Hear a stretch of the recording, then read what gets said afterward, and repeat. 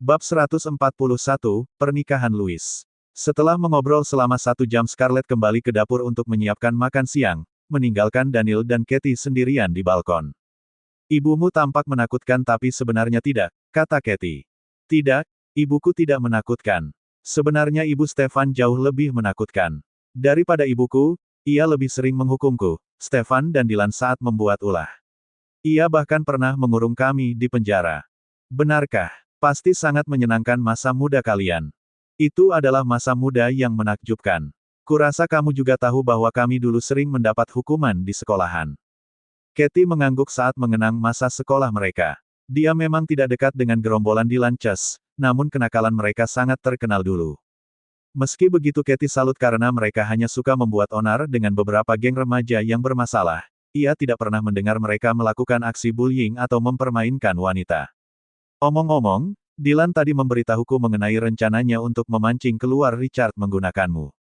Tapi jika kamu keberatan maka kami akan memikirkan cara lain," kata Daniel ragu-ragu, "bagaimanapun misi ini akan berbahaya." Dia tidak ingin menakuti Katie. "Aku tidak apa-apa dan percaya pada kalian."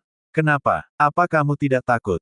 "Bohong jika aku mengatakan tidak takut, tapi lebih baik menahan ketakutan ini untuk sekali waktu daripada dalam jangka waktu yang panjang selama Richard belum bisa diadili." Daniel mengangguk setuju. "Baiklah, mari kita bicarakan itu nanti setelah kondisimu membaik." Mereka mulai turun ke bawah setelah pembantu Scarlett memanggilnya untuk makan siang. Di meja, Abel yang baru saja keluar dari ruang kerja sudah duduk dengan tenang. "Selamat siang Paman," sapa Katie begitu melihat Abel. "Selamat siang, anggap saja di rumah sendiri jadi jangan sungkan." Katie menjawabnya dengan senyuman, "Ini pertama kali saya berkunjung tapi tak hanya tidak membawa oleh-oleh tapi saya juga menumpang makan." "Hei, kamu bisa berkunjung ke sini bahkan tanpa membawa apapun," sahut Scarlett sambil membawa sup hangat di mangkuk ke meja makan. "Ini adalah sup dengan 5 jenis bahan organik yang baik untuk pemulihan.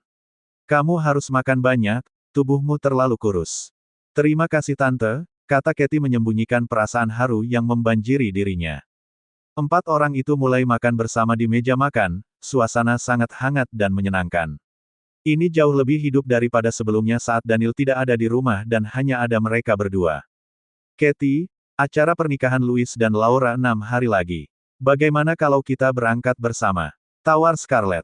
"Baik, itu ide yang bagus. Tante, sebenarnya aku memiliki beberapa gaun edisi terbaru yang kudapatkan dari brand ternama. Jika Tante tidak keberatan, aku akan memberikan beberapa untuk Tante, jadi tidak perlu lagi membeli gaun baru untuk menghadiri pesta." "Wah keren, itu akan menghemat banyak biaya. Dananya bisa untuk menambah isi amplop pernikahan." Dua wanita itu menjadi akrab dengan begitu cepat. Mereka mengobrol seharian dan Scarlett bahkan menahan Katie hingga makan malam selesai. 6 hari kemudian adalah acara pernikahan Laura dan Louis yang diadakan di sebuah villa dekat pegunungan. Pernikahan ini sederhana dan hanya mengundang beberapa orang terdekat.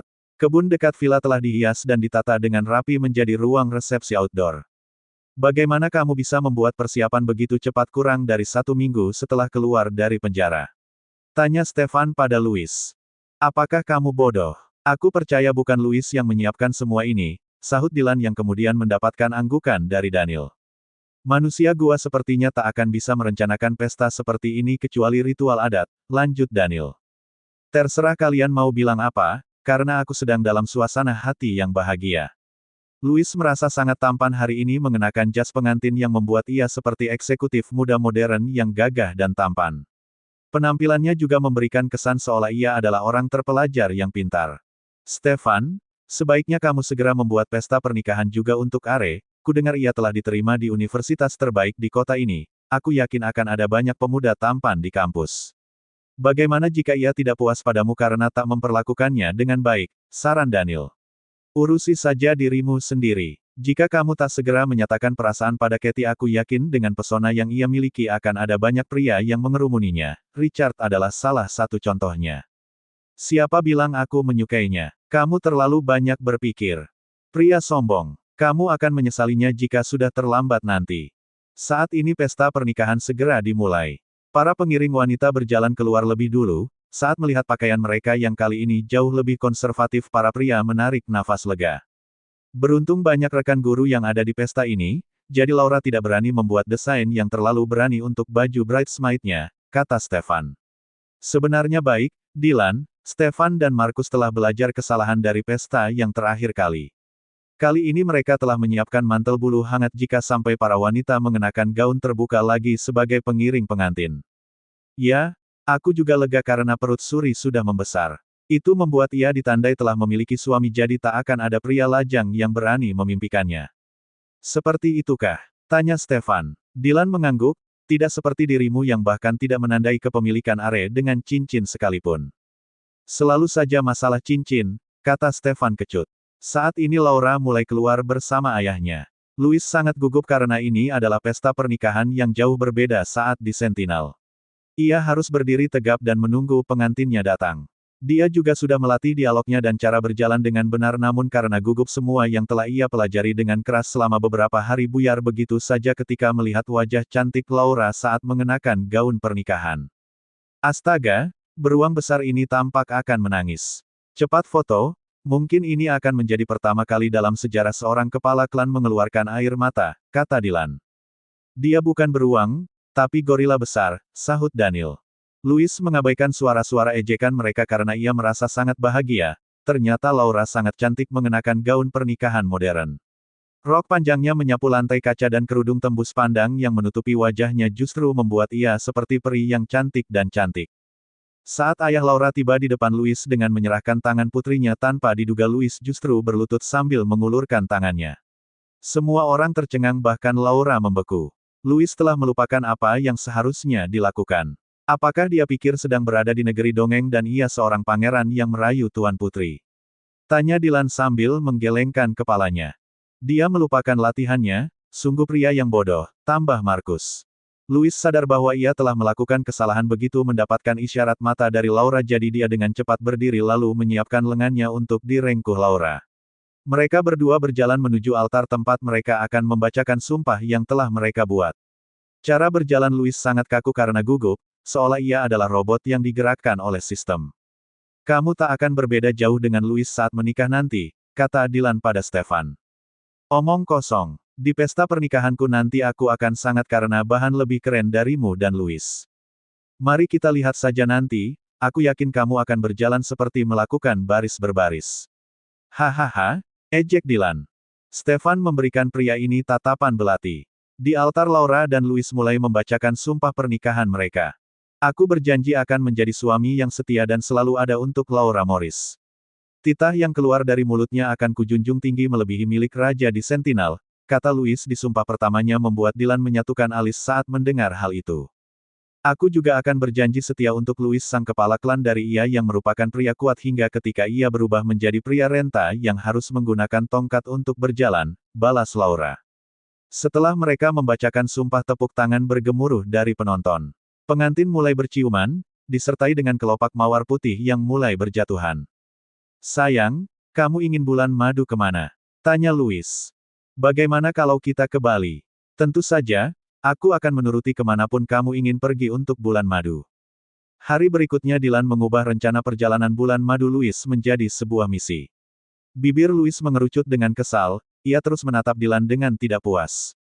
Aku baru saja menikah tapi kamu menyuruhku bekerja dan membatalkan rencana bulan maduku. Sungguh kapitalis kejam, kata Louis kesal. Bulan madu, apakah kamu yakin bisa bermesraan dengan Laura saat ia hamil muda dan dalam kondisi lemah?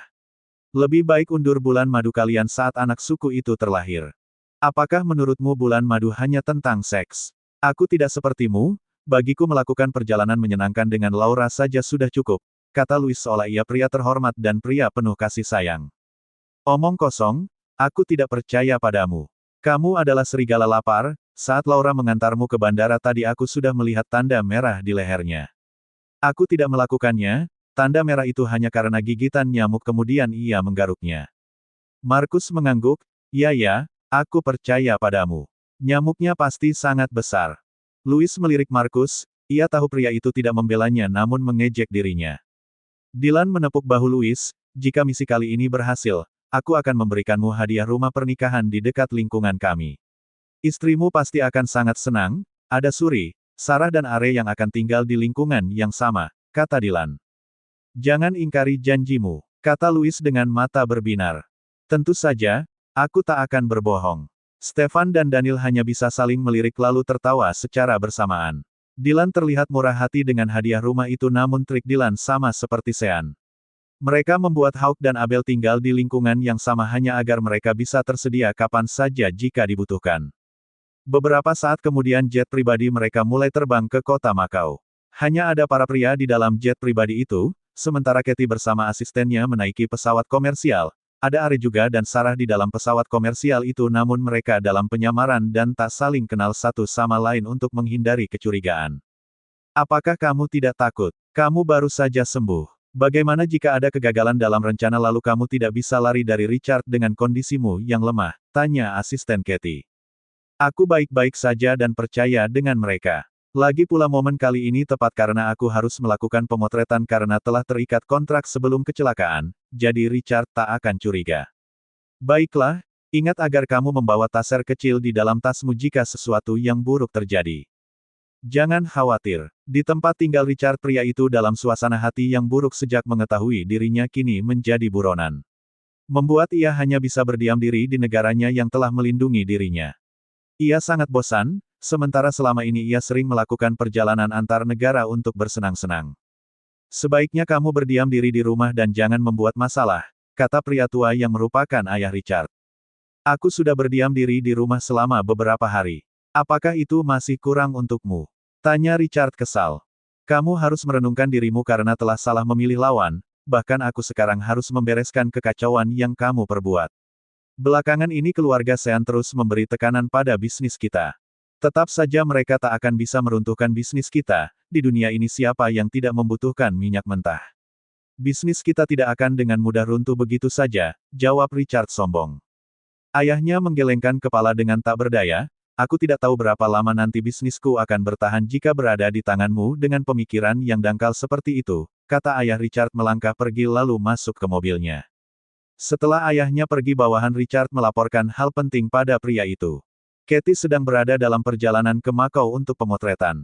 Richard menyatukan alisnya dengan curiga, bukankah ia seharusnya masih dalam masa pemulihan? Dia terikat kontrak yang tidak bisa dibatalkan. Apa yang akan Anda rencanakan? Richard terdiam dan tampak sedang berpikir dengan keras. Mari kita ke Makau sekarang juga. Lalu bagaimana dengan ayah Anda? Ayah sedang pergi ke rumah istri keduanya, ia tidak akan peduli denganku. Bab 142, saling menjebak. Bawahan Richard masih memiliki keraguan dengan keputusan bosnya. Bagaimana jika ini jebakan mereka bos? Ingat, kelompok mereka sangat licik dan selalu berhasil keluar utuh dari semua jebakan yang telah kita sediakan.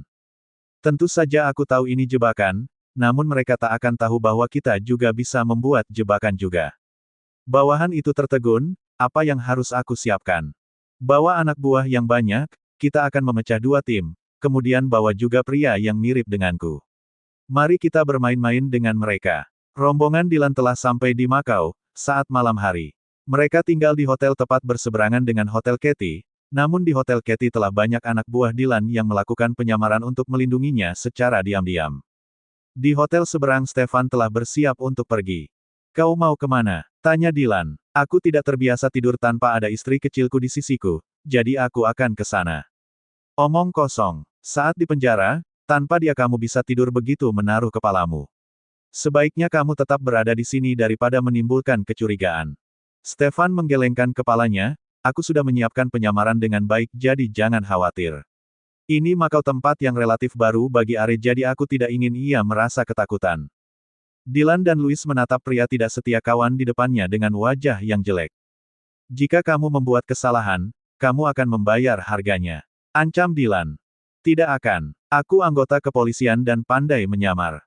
Stefan pergi mengenakan topi dan jaket hitam, setelah itu Daniel juga bersiap-siap untuk pergi. Hei kamu mau kemana lagi? Tanya Louis kesal. Aku harus mengamati Katie dari dekat, Richard adalah pria psikopat yang berbahaya. Ada monitor di sini yang bisa memantau area sekitar kamar Katie. Lebih baik duduk di sini dan jangan membuat keributan. Maki Dylan kesal. Dua teman cerobohnya ini bisa membuat semua rencananya berantakan jika sampai anak buah Richard mengetahui bahwa mereka juga berada di sini. Tidak, monitor hanya memantau area sekitar tapi bukan di dalam kamarnya. bagaimana jika anak buah Richard menyusup dan menyakiti pria itu? Jangan bicara omong kosong. Bahkan semut tidak bisa masuk tanpa melewati pengawasan kita. Daniel akhirnya mengurungkan niat dan duduk di sofa dengan cemberut. Sementara itu Stefan sudah tiba di depan kamar Are. Saat wanita itu membukakan pintu ia terkejut Stefan sudah menyusup dengan segera ke dalam.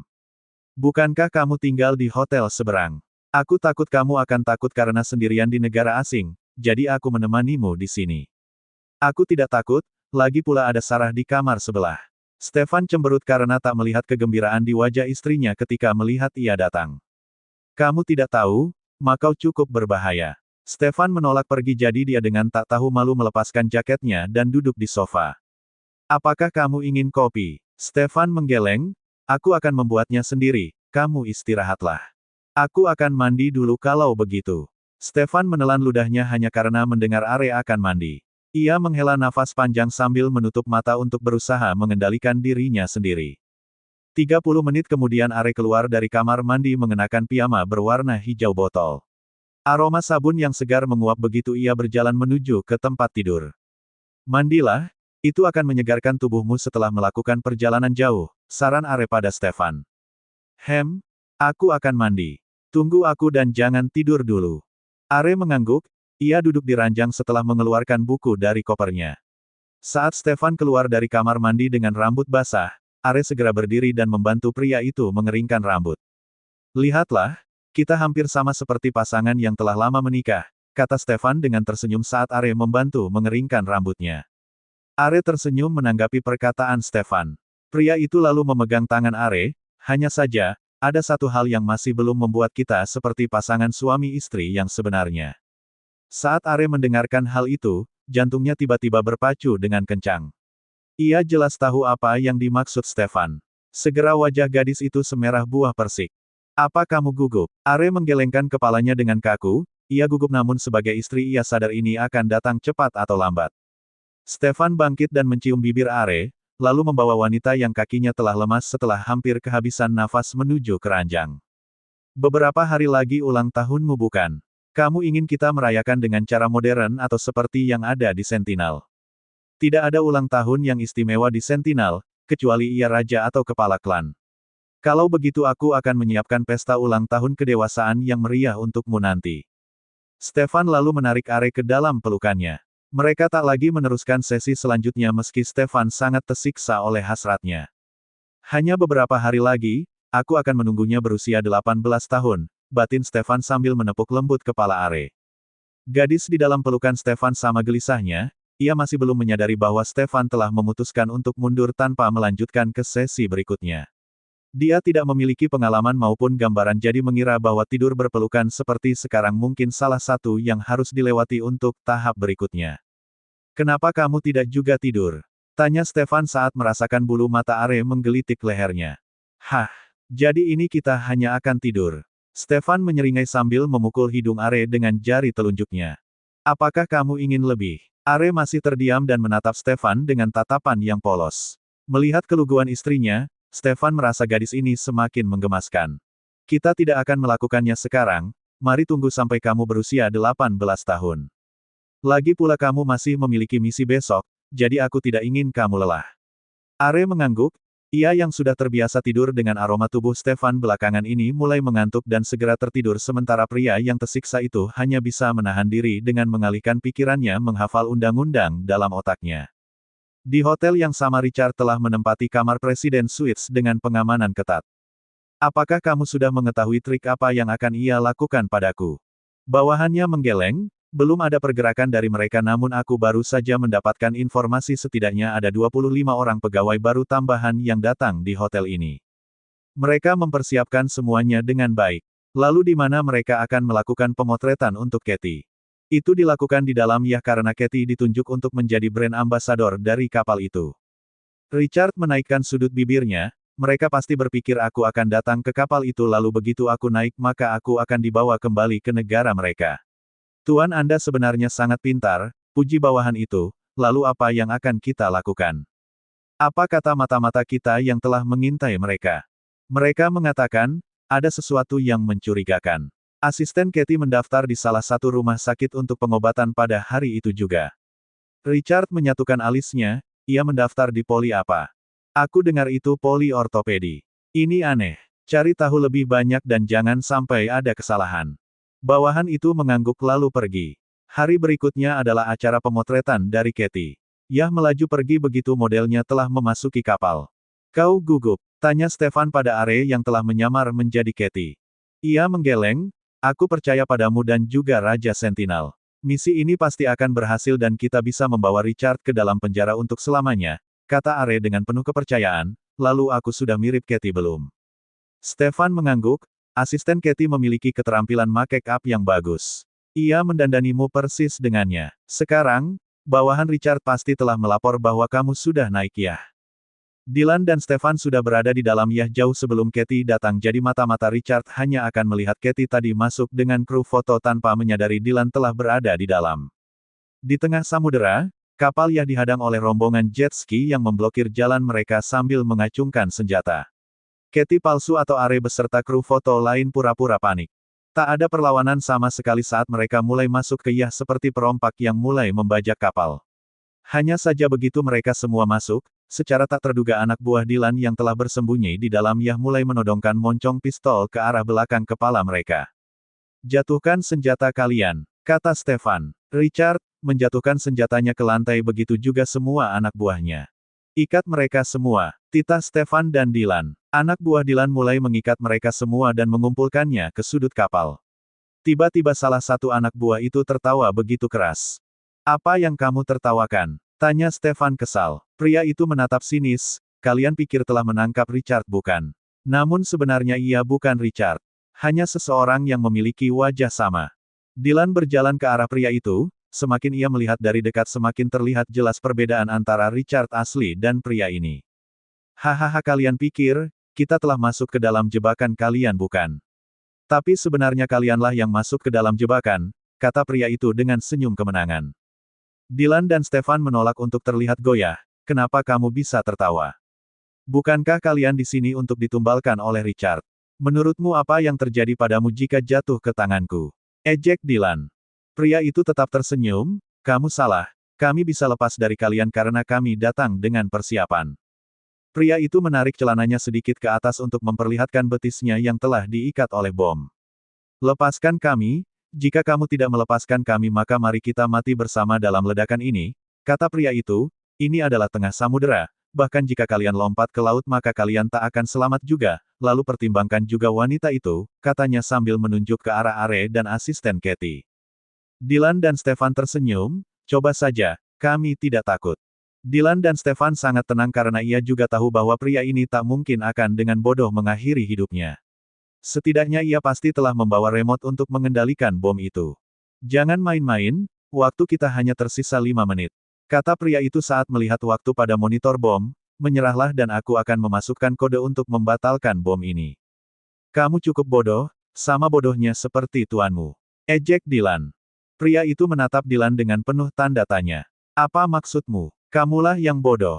Jika kamu menyerah dan mau menjadi tawanan kami setidaknya kalian akan selamat. Dylan menyeringai, ambilkan pedang, titah Dylan pada anak buahnya.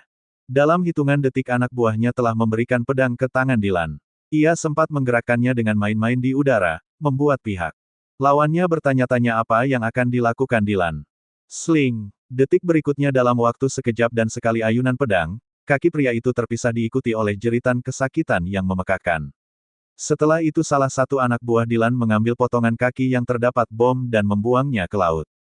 Boom! Bom itu meledak di perairan, ledakan itu membuat kapal terguncang dan air memercik begitu keras ke arah mereka.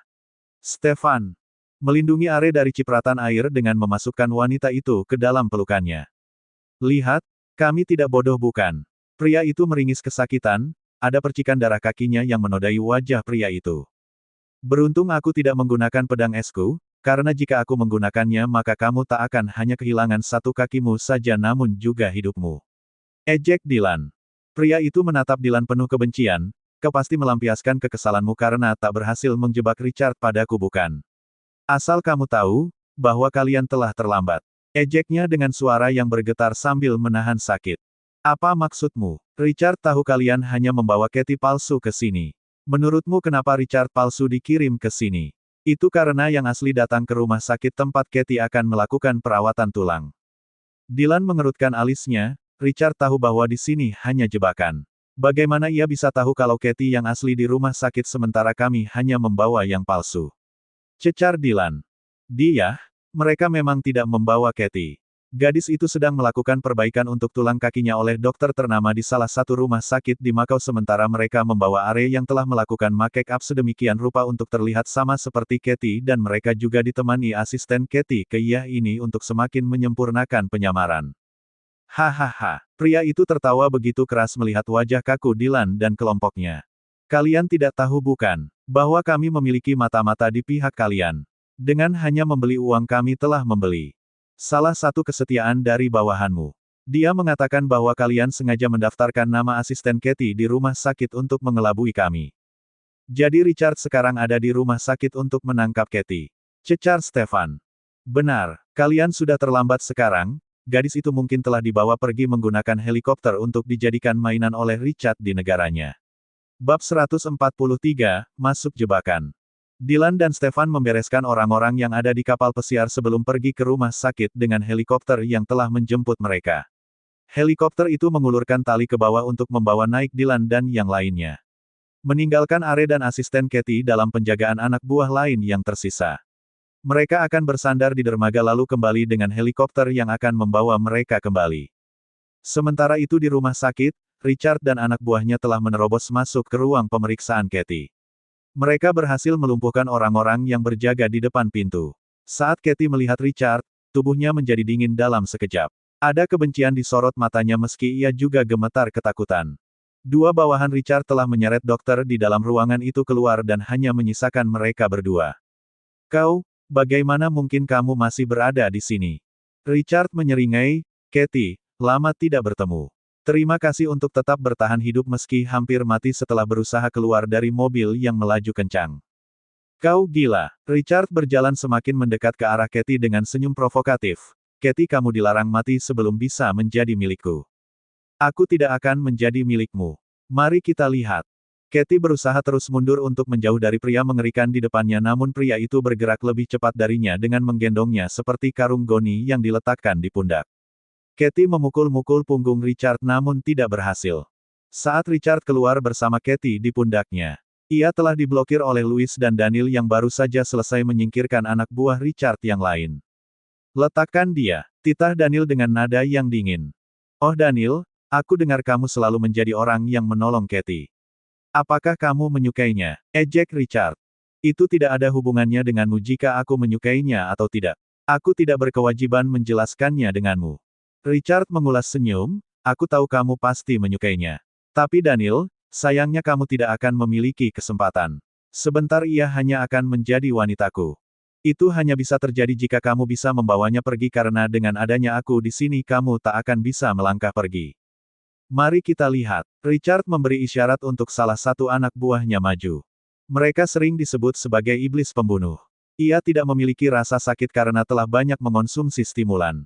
Semoga kalian bisa menang melawannya. Dua orang berwajah menakutkan maju menghadang Louis dan Daniel. Wajah keduanya sangat menakutkan, urat wajah mereka saling menonjol dan lengan mereka terdapat banyak luka bekas perkelahian. Louis adalah pria tinggi besar namun dua pria ini memiliki bentuk tubuh yang melebihi Louis. Mereka mulai bertarung satu sama lain, dua pria tadi tidak mudah untuk dijatuhkan. Beberapa kali mereka mendapatkan pukulan namun seolah tak terjadi apapun pada tubuh mereka seolah telah kebal pada rasa sakit. Mereka kebal pada rasa sakit tapi tidak mungkin bisa kebal dengan pistol. Batin Daniel sambil mengeluarkan pistol dari sakunya namun sebelum ia bisa mengeluarkannya tubuhnya telah diseruduk oleh lawan di depannya. Pria itu sekuat banteng, sehingga membuat Daniel terpental menabrak dinding. Louis di sisi lain juga merasa frustrasi. Ia kelelahan secara fisik karena setiap serangan yang ia lakukan pada pria di depannya seperti memukul batu besar. Pria itu tidak merasa kesakitan sedikitpun namun tangan Louis yang menderita luka. Posisi berbalik, kini setelah Louis dan Daniel kehilangan banyak tenaga dua pria di depannya melancarkan serangan membuat dua pria itu terpojok. Daniel melihat Richard telah membawa Katie pergi, pemandangan wanita itu saat dipanggul oleh Richard membuat hatinya sakit. Daniel mendidih dengan kemarahan. Ia yang telah terluka parah mulai bangkit dan mendorong pria di depannya menuju ke dekat balkon tangga dan menjatuhkannya ke lantai bawah. Pria itu jatuh setinggi 4 lantai yang cukup untuk membuatnya tak sadarkan diri. Sementara Louis melumpuhkan lawannya setelah mengamati anomali pergerakan pria di depannya. Ia melihat pria itu tak menggunakan kekuatan tangan kirinya dengan benar. Louis menduga di lengan itulah tempat ia mendapatkan banyak suntikan stimulan, jadi Louis mencengkeram lengan itu dan mematahkannya. Luka itu justru membuat pria itu menjadi tak tertahankan. Ia menggila untuk menyerang Louis seperti iblis yang kehausan darah, namun saat Louis terimpit oleh serangannya, pria itu tiba-tiba jatuh tak sadarkan diri. Markus telah menembakkan obat penenang ke tubuh pria itu.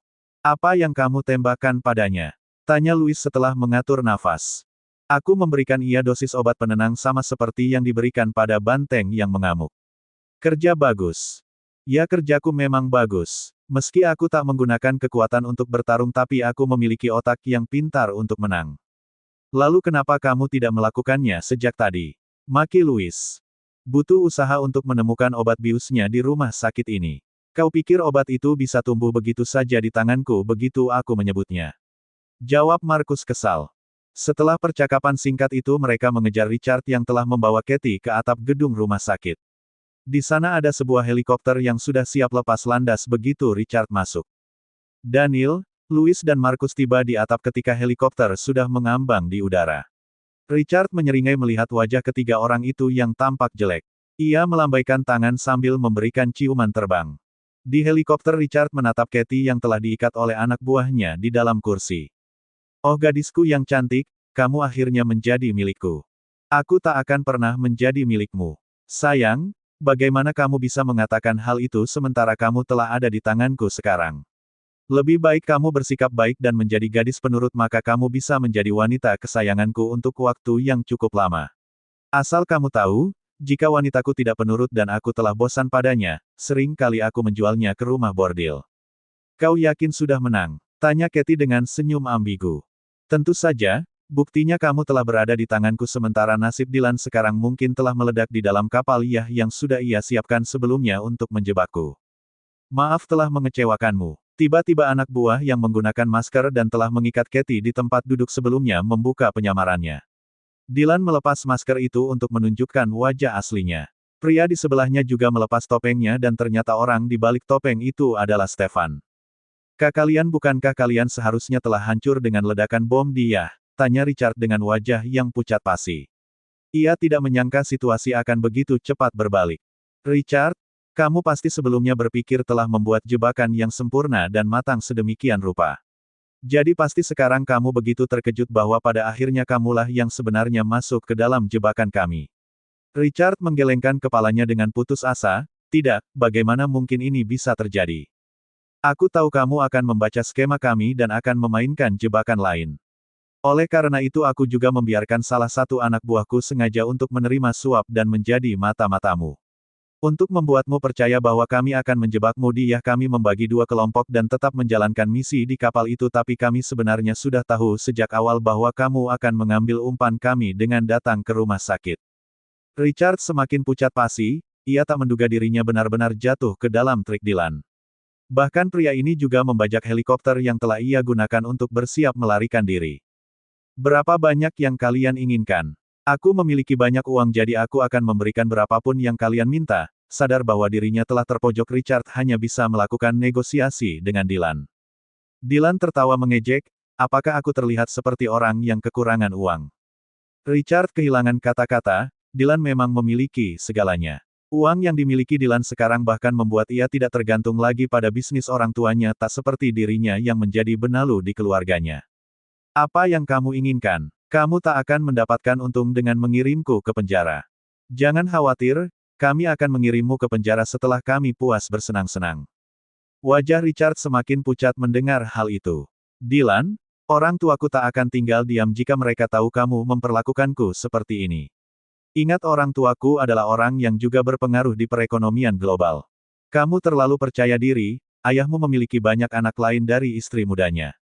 Kehilangan satu anak tak berguna sepertimu justru akan mengurangi beban hidupnya. Tidak mungkin, ia tak akan meninggalkanku karena aku adalah anak dari istri sahnya." Dylan menatap pria di depannya ini dengan kasihan.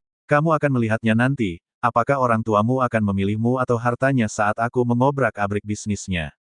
Richard mengepalkan tinjunya tapi dia bahkan tidak berani memukul Dylan.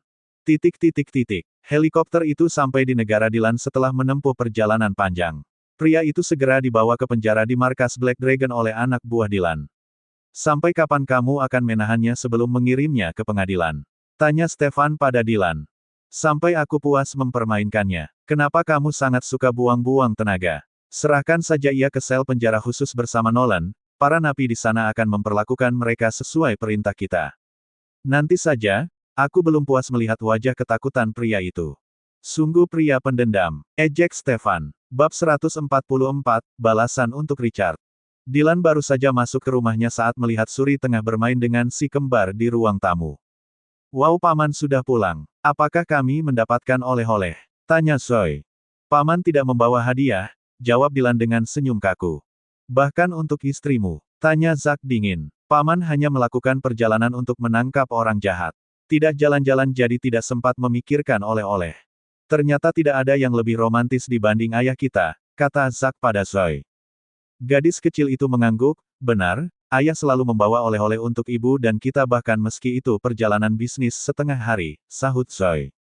Dylan menatap istrinya, ia berdoa agar Suri tidak terhasut dua bocah tengik ini. Jangan khawatir, nanti saat kami jalan-jalan dengan orang tuaku, aku akan membawakanmu dan sepupu kecilku ini oleh-oleh. Aku berjanji tak akan melupakan kalian, kata Zoe sambil menyentuh perut Suri.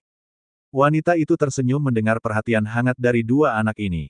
Dylan yang melihat kedekatan tiga orang di depannya merasa seperti ia disisihkan dan berada di dunia lain. Apakah kalian tidak akan pulang? Ini sudah malam, tanya Dylan pada dua bocah di depannya. Tidak. Kami akan tidur malam ini di rumah nenek jadi kami tak akan pulang. Dylan menarik nafas panjang, baik, tidur dengan baik di kamar kalian dan jangan berani-berani menyuruh Suri untuk menemani kalian tidur. Kami tahu, nenek sudah mengatakan bahwa kami bisa saja tanpa sadar menindih perutnya saat tidur. Jadi kami tak akan tidur dengannya, terang Zoe. Bagus kalau begitu. Dylan lalu menoleh pada istrinya, sayang, sudah malam kenapa kamu tidak beristirahat lebih awal? Aku akan menyusulmu, kamu naiklah lebih dulu. Dylan kembali ke kamarnya untuk mandi, begitu keluar Suri sudah duduk dengan bersandar di kepala ranjang. Dylan mengambil minyak esensial lalu memijat kaki istrinya yang mulai membengkak. Kamu seharusnya tidak melelahkan diri. Lihatlah, kakimu sudah membengkak di awal trimester 3. Tidak ada yang membuatku lelah. Aku bahkan tidak diizinkan membantu apapun oleh ibumu. Lalu kenapa kakimu bisa bengkak? Sepertinya karena aku kurang berjalan-jalan. Baiklah, mulai sekarang aku akan menemanimu berjalan-jalan, kata Dylan sambil mencuri ciuman dari pipi istrinya. Ceritakan padaku, apakah kamu berhasil menangkap Richard? Iya, pria bodoh itu berhasil masuk ke dalam jebakanku. Dylan lalu menjelaskan semuanya pada Suri hingga tanpa sadar wanita itu tertidur seolah ia mendengarkan dongeng. Dylan membenarkan posisi Suri yang tidur dengan posisi terduduk. Ia lalu menyelipkan wanita itu ke dalam selimut. Sebelum pergi Dylan mencium perut buncit istrinya, anakku, jika ibumu tidur, kamu harus ikut tidur. Jangan menendanginya dan membuat ibumu kelelahan. Setelah mengatakan itu Dylan pergi ke markas Black Dragon. Ayahnya juga ikut ke sana untuk menyaksikan pertunjukan. Saat di perjalanan ponsel Sean berdering oleh panggilan dari luar negeri. Sean, apakah putraku bersama kalian? Tanya Martin dengan suara yang dingin. Dia bersamaku. Suasana menjadi hening beberapa saat di ujung telepon. Martin berusaha mengendalikan amarahnya. Sean, katakan apa tebusan yang kamu inginkan. Aku akan membayarnya. Sean tertawa dingin, Martin, anakmu salah memilih lawan. Dia telah membuat anakku masuk penjara. Jika kami tidak cukup pintar untuk menemukan bukti maka putraku akan dituduh sebagai pembunuh dan juga bisnis kamu runtuh. Menurutmu apakah aku akan begitu murah hati melepaskannya? Martin menelan ludahnya, dia sangat ingin memukul anaknya yang bodoh itu jika Richard masih ada di hadapannya. Meski kesal dengan anak itu namun dia tetap darah dagingnya, hatinya tetap merasakan sakit jika ia disiksa oleh pihak lain. Tenang saja kami tak akan membunuhnya. Dia hanya akan kamu kirim ke penjara setelah memberinya pelajaran. Martin mematikan panggilan, dia membuang semua berkas di mejanya dalam sekali sapuan tangan. Jika Richard jatuh ke penjara maka bisnisnya akan terpengaruh. Harga sahamnya akan turun drastis dan ia bisa saja kehilangan investor yang tidak ingin menyinggung Sean dengan bekerja sama bersama dirinya. Martin segera memanggil bawahannya, siapkan pernyataan resmi. Richard resmi dikeluarkan dari keluarga dan mulai sekarang putra keduaku akan menjadi ahli waris berikutnya. Tapi dia anak tidak sah Anda di luar pernikahan, jika berita ini keluar maka akan mempengaruhi citra Anda. Aku akan mendaftarkan anak itu sebagai anak istri sahku. Kita bisa mengatakan bahwa identitasnya selama ini sengaja disembunyikan karena kondisi kesehatannya. Sekarang setelah sembuh, dia siap untuk membantuku dalam bisnis. Bawahan itu mengangguk, ia segera menggelar konferensi pers untuk mengenalkan pengganti Richard. Mereka bertiga tampil seperti keluarga bahagia bahkan meski ibu kandung Richard merasa enggan mengakui putra gundik suaminya sebagai anak kandungnya, namun dia tidak punya pilihan lain. Bisnis keluarga mereka harus tetap dipertahankan apalagi ia masih memiliki dua anak perempuan untuk dihidupi dengan layak. Di markas, Richard ditempatkan dalam penjara pengap dan minim cahaya. Ini adalah tempat paling buruk yang pernah Richard datangi. Satu-satunya pencahayaan di situ hanya berasal dari perapian yang terbuat dari drum besi. Kayu bakar di drum itu kini telah berubah menjadi arang dan di atas arang itu ada sebuah cap besi berbentuk tanda silang dengan ukuran naga. Saat Dylan masuk, kedua tangan Richard telah tergantung di atas dan tubuhnya kini bertelanjang dada menyisakan boxer pendek pria itu. Apakah kamu merasa nyaman? Richard menatap Dylan penuh kebencian mendengar pertanyaan ejekan itu. Dylan, haruskah kamu bertindak sejauh ini? Aku tidak akan bertindak sejauh ini jika kamu juga tidak keterlaluan untuk terus membuat masalah di sini. Kamu seharusnya tinggal dengan diam di negaramu dan tidak mengusikku. Maki Dylan. Dylan, ayahku tak akan tinggal diam. Dylan tersenyum mencibir, kenapa kamu masih saja mengandalkan ayahmu saat ia bahkan telah membuangmu sekarang? Richard menggelengkan kepalanya, tidak mungkin. Kamu pasti berbohong padaku. Dylan menunjukkan ponselnya, ia memutarkan siaran langsung konferensi pers keluarganya. Ada pria muda diapit antara ibu dan ayahnya, dia adalah anak haram dari ayahnya. Kami telah memutuskan untuk mengeluarkan Richard dari keluarga kami karena beberapa masalah hukum yang ia lakukan. Sekarang kami akan mengenalkan penerus lainnya, yaitu adik Richard yang selama ini hidup di luar negeri untuk belajar. Selama ini kamu sengaja menyembunyikan identitasnya karena saat itu ia masih dalam kondisi kesehatan yang buruk. Terang ayah Richard. Dylan lalu mematikan rekaman itu, lihatlah, kamu dibuang sekarang. Sudah kubilang, kamu tidak lebih berharga daripada harta mereka. Bahkan mereka bisa menjadikan anak haram menjadi penggantimu hanya untuk menenangkan para pemegang saham. Wajah Richard pucat pasi, ia tidak mengangka dirinya akan ditinggalkan oleh keluarganya sendiri. Richard menggigit bibirnya, dia tahu kesombongannya tak akan berguna lagi untuk saat ini. Dylan, maafkan aku. Aku bersedia berlutut di bawah kakimu agar kamu bisa melepaskanku. Bukankah kamu masih sangat sombong beberapa saat lalu? Kenapa kamu sekarang berubah menjadi pria yang menyedihkan? Ejek Dylan. Richard menunjukkan wajah yang memelas, bahkan matanya kini memerah. Dylan, tolong maafkan aku dan berikan aku kesempatan. Aku rela menjadi budakmu asal jangan kirim aku ke penjara. Aku tidak butuh budak sepertimu, siapa yang tahu apa yang bisa kamu lakukan saat aku lengah. Tidak, aku berjanji tak akan melakukan itu. Dylan menyeringai, kecuali kamu bersedia kehilangan kedua tanganmu agar aku tidak khawatir kamu akan menusukku secara diam-diam maka aku akan setuju menjadikanmu budakku. Richard terdiam mendengar itu, tidak mungkin ia akan merelakan kedua tangannya. Tanpa tangan jangankan untuk menjadi budak, bahkan dia akan tergantung dengan bantuan dari orang lain. Kamu tidak berani bukan? Ejek Dylan, jadi biarkan kami puas menyiksamu sebelum mengirimmu ke penjara. Dylan kemudian bangkit, ia tidak tertarik untuk melelahkan dirinya menyiksa pria di depannya karena Daniel sudah memesan tempat untuk menjadi sukarelawan itu.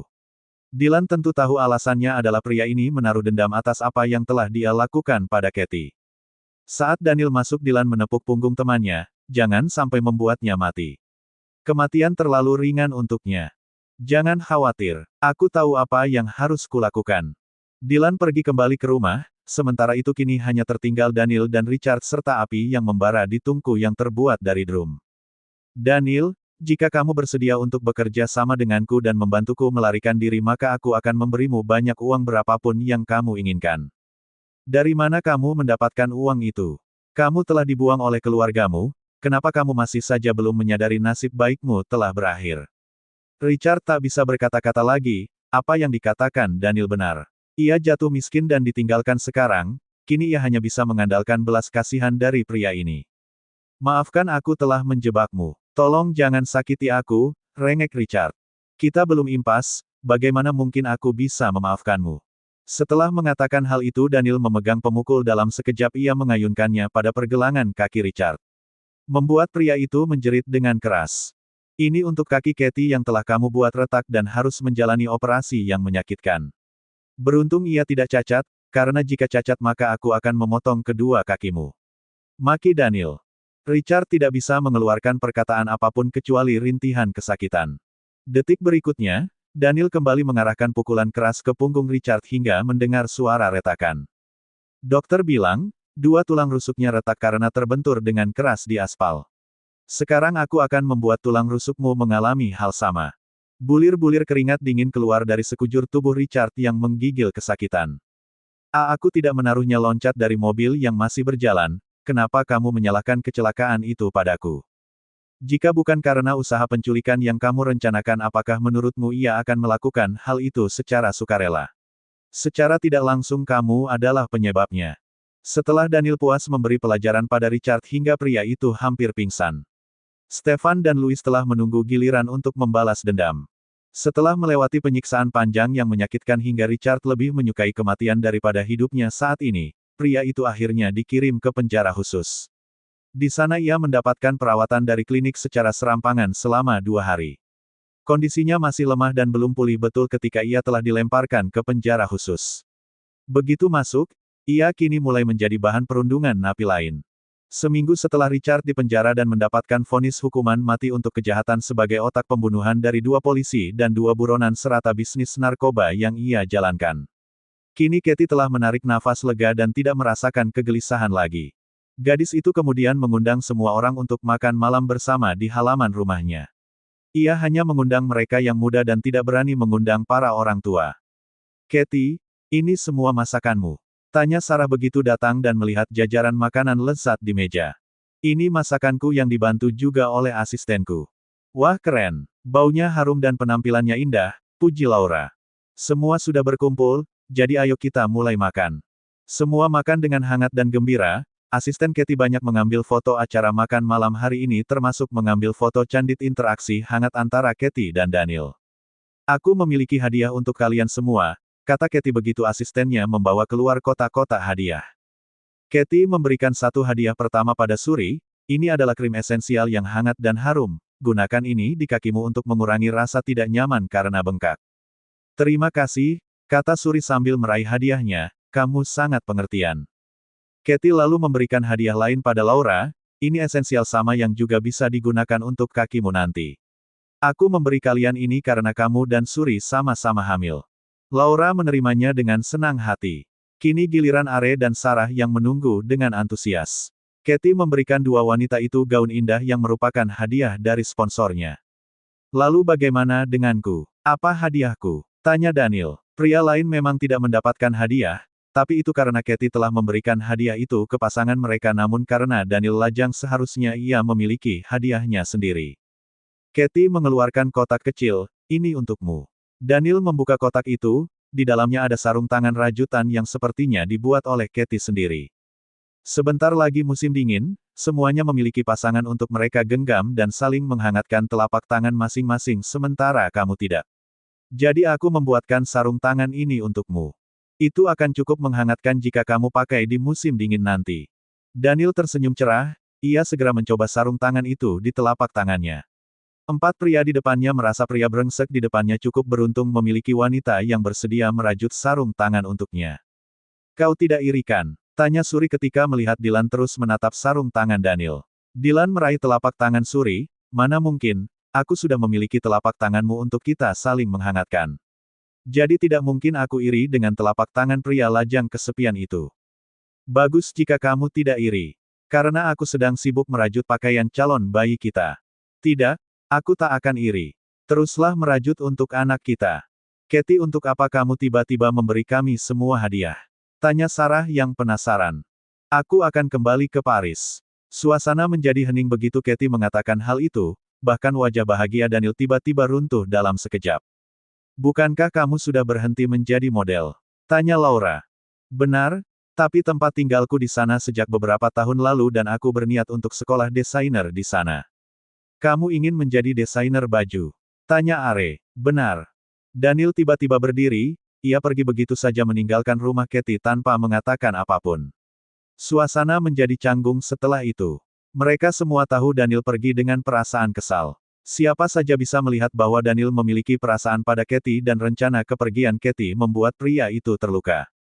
Bab 145, Proposal Pernikahan. Suasana menjadi canggung setelah kepergian Daniel. Bahkan senyum di wajah mereka menjadi kaku. Kalian para wanita mengobrol loh. Aku akan mengajak para pria memancing di danau buatan rumah ayah, kata Dylan mengajak para pria pergi. Ia sengaja meninggalkan para wanita untuk bisa saling bicara satu sama lain. Katie, apakah kamu benar-benar harus pergi? Tanya Sarah. Iya, aku tak memiliki keluarga di sini. Kami bisa menjadi keluargamu, sahut Suri. Kita akan tetap berhubungan meski kita jauh, jawab Katie. Sarah memberanikan diri untuk buka suara mengenai hubungan Katie dan Daniel. Apakah kamu tidak memikirkan perasaan Daniel? Menurutku dia memiliki perasaan padamu, kata Sarah ragu-ragu. Katie sempat membeku, namun ia segera mengulas senyum, dia terlalu baik untukku, lagi pula hubungan kami tak lebih daripada teman. Katie, maaf jika aku lancang. Kamu juga menyukai Daniel bukan?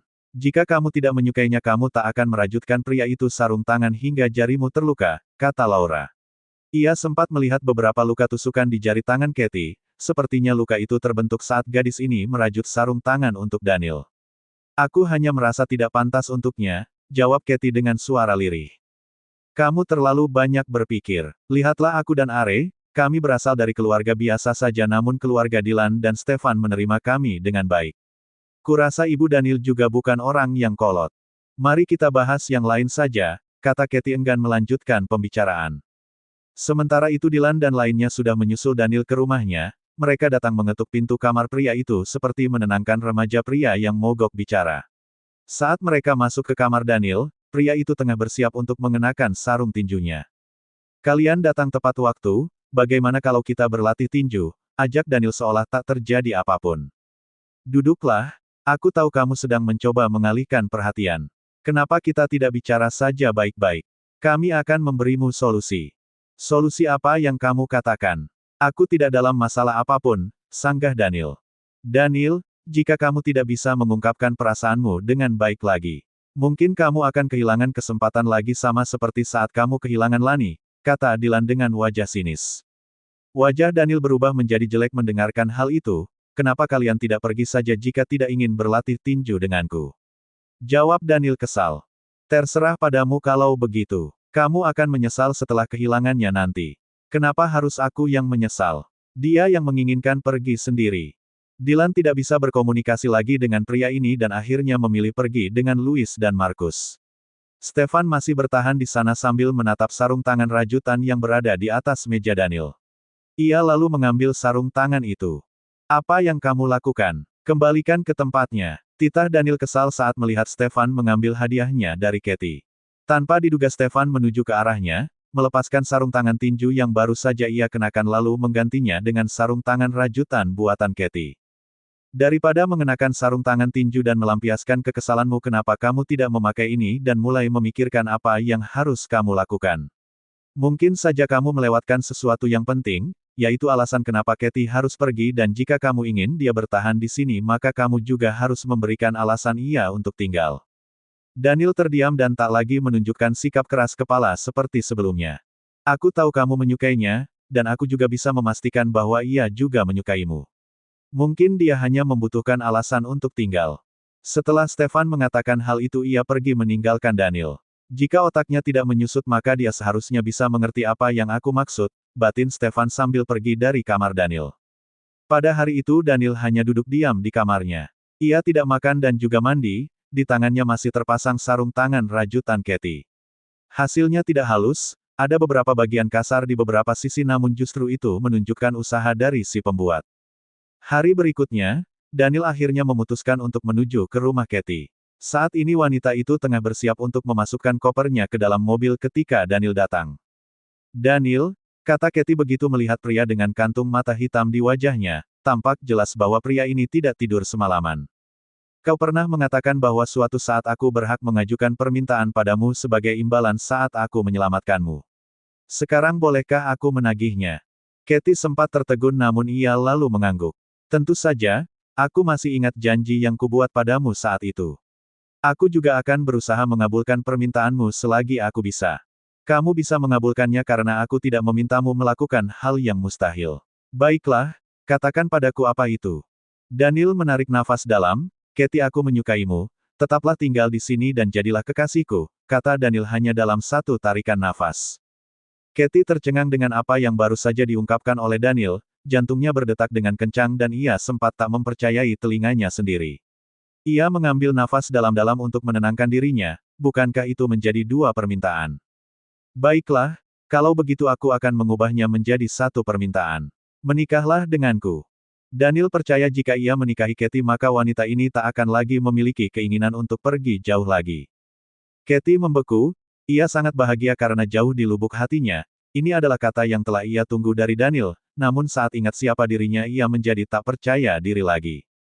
Daniel, aku tidak layak untukmu, kata Katie dengan mata yang memerah, ia bahkan membuang muka hanya agar Daniel tak melihat air matanya yang hendak jatuh. Kenapa kamu bisa mengatakan bahwa dirimu tidak layak? Daniel, ibuku adalah seorang pembunuh. Dia telah membunuh ayahku sendiri karena dulu ayahku sering melakukan kekerasan padaku dan ibu. Suatu hari ketika bisnis ayahku jatuh ke titik terendah, ia memukuliku karena aku menolak menikah dengan pria tua untuk kesepakatan bisnis. Ibuku yang tidak tahan lagi dengan sikap ayahku akhirnya menusuk ayahku.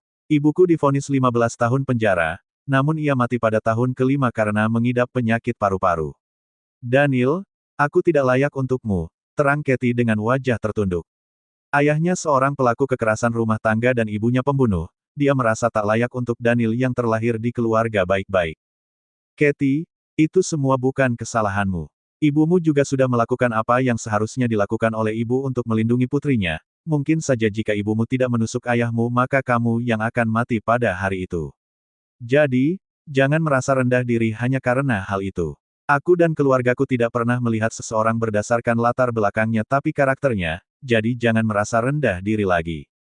Katie akhirnya tidak bisa menahan air matanya lagi dan menangis. Daniel memeluk wanita itu lalu menepuk-nepuk punggungnya seperti menenangkan anak kecil. Mulai sekarang tetap di sisiku oke. Aku tidak butuh sarung tangan buatanmu untuk menghangatkanku. Aku lebih membutuhkan telapak tangan pembuatnya untuk menghangatkan tanganku. Katie mengangguk, Daniel lalu menyapukan jarinya yang kapalan untuk membersihkan air mata wanita itu. Jadi, kamu akan tetap tinggal bukan? Bagaimana dengan sekolah desainku di sana? Aku sudah mendaftar dan membayar uang mukanya, kata Katie sambil terisak. Sekolah saja di sini bersama Are, kalian akan berada di fakultas yang sama karena sama-sama mengambil jurusan desain. Sebagai suami, aku akan membayar semua biaya pendidikanmu nanti. Sejak kapan aku mengatakan bersedia menikah denganmu? Bukankah aku sudah mengabulkan keinginanmu agar tetap tinggal? Goda Katie. Sudah jelas tadi aku mengatakan bahwa permintaanku adalah agar kamu menikah denganku dan untuk menikah denganku kamu harus tetap tinggal. Bab 146, Dua Pria Tua. Scarlett berada di balkon rumahnya saat melihat anaknya berpelukan dengan Katie. Ia tiba-tiba menaikkan sudut bibirnya melihat adegan mesra itu. Aku tidak menyangka kamu sekarang memiliki hobi mengintip anakmu sendiri, kata Abel menghampiri istrinya. Mereka sepertinya resmi berpacaran sekarang. Lihatlah, setelah sepanjang hari kemarin anakmu mengurung diri sekarang ia memiliki keberanian untuk menyatakan perasaannya pada Katie. Apa kamu senang? Aku melihat senyummu bahkan lebih lebar daripada mereka yang baru saja memulai hubungan. Tentu saja aku senang. Sebentar lagi aku akan memiliki menantu. Abel menyuapi istrinya apel yang baru saja ia kupas, mereka baru saja jadian, masih lama untuk mereka sampai ke tahap itu. Scarlett menggeleng, tidak mungkin. Putramu sama liciknya denganmu. Dia pasti akan membuat Katie menjadi miliknya dalam waktu yang singkat. Jika waktu dulu bukan karena proses mendapatkan restu kakakku yang alot, aku yakin kamu akan menikahiku seminggu setelah aku menerima pernyataanmu. Siapa bilang seminggu? Saat itu aku bahkan ingin segera mendaftarkan pernikahan denganmu begitu mengatakan ya, jawab Abel. Dia jauh lebih tua daripada Daniel saat itu. Tentu saja ia tergesa-gesa untuk menikah begitu menemukan cinta sejatinya. Beberapa hari berikutnya Katie dan Are sama-sama pergi untuk mendaftar di jurusan desain pada salah satu universitas mereka diantar oleh pasangan mereka masing-masing. Begitu sampai di universitas, Are berjalan dengan Katie sambil bergandengan tangan. Mereka terlihat sangat bahagia karena akan bersekolah di tempat yang sama. Daniel dan Stefan merasa pahit ketika diabaikan oleh dua wanita mereka dan hanya bisa berjalan di belakang Katie dan Are. Seolah keduanya adalah pengawal dua wanita cantik ini. Pada awalnya dua pria itu tak keberatan mereka berjalan terpisah, namun kemudian mereka menyadari bahwa kecantikan Are dan Katie telah membuat banyak pemuda segar di awal 20 tahunan mulai menatap keduanya. Wow, dua wanita itu cantik sekali, gumam salah satu pria saat Are dan Katie baru saja melewati mereka. Bukankah wanita yang paling tinggi tadi adalah Katie? Seingatku dia model internasional yang baru saja kembali ke negara ini. Apakah yang di sebelahnya tadi adalah teman modelnya? Wanita itu terlihat memiliki kecantikan langka dengan kulit eksotis yang memikat sama seperti kulit idaman banyak model sekarang. Ya, kurasa wanita di sebelahnya juga model. Jika mereka berdua bersekolah di sini maka aku akan lebih rajin lagi mengikuti perkuliahan, sahut pria lain. Percuma kamu rajin mengikuti perkuliahan. Mereka menuju ke jurusan desain, kita adalah anak teknik jadi tak akan satu kelas dengan mereka. Tidak masalah, aku bahagia dengan hanya bersisipan dengan mereka dan mencium aroma wanginya setiap hari. Apakah kamu tidak menciumnya? Aroma segar mereka masih tertinggal di udara, kata salah satu pemuda dengan mengenduskan hidungnya ke udara. Stefan dan Daniel mendengar percakapan para pria, mereka kini menjadi waspada. Jadi beberapa saat kemudian mereka menyusul kedua wanitanya. Melepas pegangan tangan Are dan Katie lalu mengaitkan dengan telapak tangan mereka masing-masing. Apa yang kalian lakukan? Ini kampus, siswa lain akan melihat kita, kata Katie. Tidak apa-apa, ini kampus bukan SMP. Mereka semua sudah dewasa dan sudah terbiasa melihat hal seperti ini, jawab Daniel. Baiklah, tapi hanya sampai di depan kelas. Saat kami masuk kelas nanti kalian harus melepaskannya dan pergi. Jangan tunda pekerjaan kalian untuk kami. Kenapa kamu berkata seperti itu? Tanya Daniel dengan ekspresi wajah yang kecut, aku hanya ingin mengantarmu di hari pertama masuk kuliah. Aku bukan anak kecil yang baru saja masuk TK dan butuh untuk diantar. Kami sudah dewasa dan tak akan diculik. Apakah kamu tidak melihatnya sepanjang perjalanan tadi? Betapa banyak wajah pria yang terus menatapmu seolah berniat untuk menculikmu dariku. Aku merasa sangat tidak aman, mereka masih muda sementara aku hanya pria yang hampir berkepala tiga, jawab Daniel dengan bibir cemberut. Katie menarik nafas dalam, ia tak menyangka Daniel akan menjadi begitu lengket setelah mereka resmi bersama. Jika kamu merasa tidak aman itu berarti kamu tidak mempercayaiku. Lagi pula kita seusia, aku hanya terlihat muda karena perawatan wajah. Daniel terdiam mendengar hal itu. Ia menoleh pada Are dan Stefan yang masih tampak tenang. Are adalah gadis penurut dan juga lugu. Tak seperti Katie yang tahu motif Daniel terus menempel padanya, Are justru tidak menyadari bahwa Stefan sedang menandai wanita itu di depan para pria di sini bahwa Are adalah miliknya. Sudah waktunya masuk ke aula untuk penyambutan mahasiswa baru, kalian harus kembali, kata Katie. Aku akan menjemputmu nanti. Baiklah, selamat tinggal. Dua wanita itu masuk menuju tempat perkuliahan mereka. Saat Daniel dan Stefan melangkah pergi mereka kembali mendengar banyak percakapan dari para pemuda di sepanjang jalan. Dua pria barusan, mereka adalah kakak wanita tadi bukan? Sepertinya begitu. Ekspresi wajah Daniel dan Stefan seketika membeku setelah mendengar hal itu. Mereka tak menyangka semua usaha mereka untuk terlihat seperti kekasih Katie dan Stefan di depan para pemuda lain justru terlihat seperti hubungan antara kakak dan adik. Mereka berdua kini berbalik menghampiri dua pria yang sempat membicarakan dirinya barusan. Kenapa kalian bisa menarik kesimpulan kalau kami hanya kakak mereka? Tanya Daniel dengan nada yang kesal. Karena kalian terlihat lebih tua daripada wanita tadi dan merupakan hal biasa pada hari pertama masuk kuliah keluarganya mengaptar mereka. Kami adalah pacar mereka, sahut Stefan. Tidak mungkin, sudah jelas bahwa kalian kakak mereka dilihat dari perbedaan umur dan juga kalian pasti mengaku pacar mereka hanya agar kami para pria tidak berani mendekati mereka karena takut adik kalian dipermainkan bukan? Wajah Daniel dan Stefan menjadi gelap dalam seketika, bagian mana yang membuat kami tempat lebih tua daripada wanita tadi? Dua pria tadi menatap Daniel dan Stefan naik turun. Daniel dan Stefan menggunakan kemeja berwarna gelap dan celana kain serta sepatu pantofel. Mereka jelas terlihat kuno dan tidak terlihat seperti gaya anak kuliahan. Gaya berpakaian kalian sudah menunjukkan bahwa kalian pria parubaya. Berani sekali. Apa kamu bosan hidup? Daniel sangat marah hingga ingin meninju pria tadi namun Stefan menahannya. Jangan membuat keributan di sini. Ada banyak yang melihat. Daniel pergi sambil menatap pria muda tadi seolah menandai keduanya. Di parkiran mobil Stefan dan Daniel merokok untuk menghilangkan kekesalan mereka. Ekspresi mereka sangat menakutkan seolah mereka gangster yang sedang menunggu musuh mereka datang. Beberapa mahasiswa bahkan tak berani untuk mengambil mobil mereka yang ada di dekat dua pria itu. Apakah penampilanku terlihat kaku? Tanya Stefan pada Daniel, dia tahu memiliki jarak usia yang sangat jauh dengan Are. Ia memiliki keinginan untuk mengubah penampilannya jika itu dapat memangkas kesenjangan usia mereka yang terlihat secara kasat mata.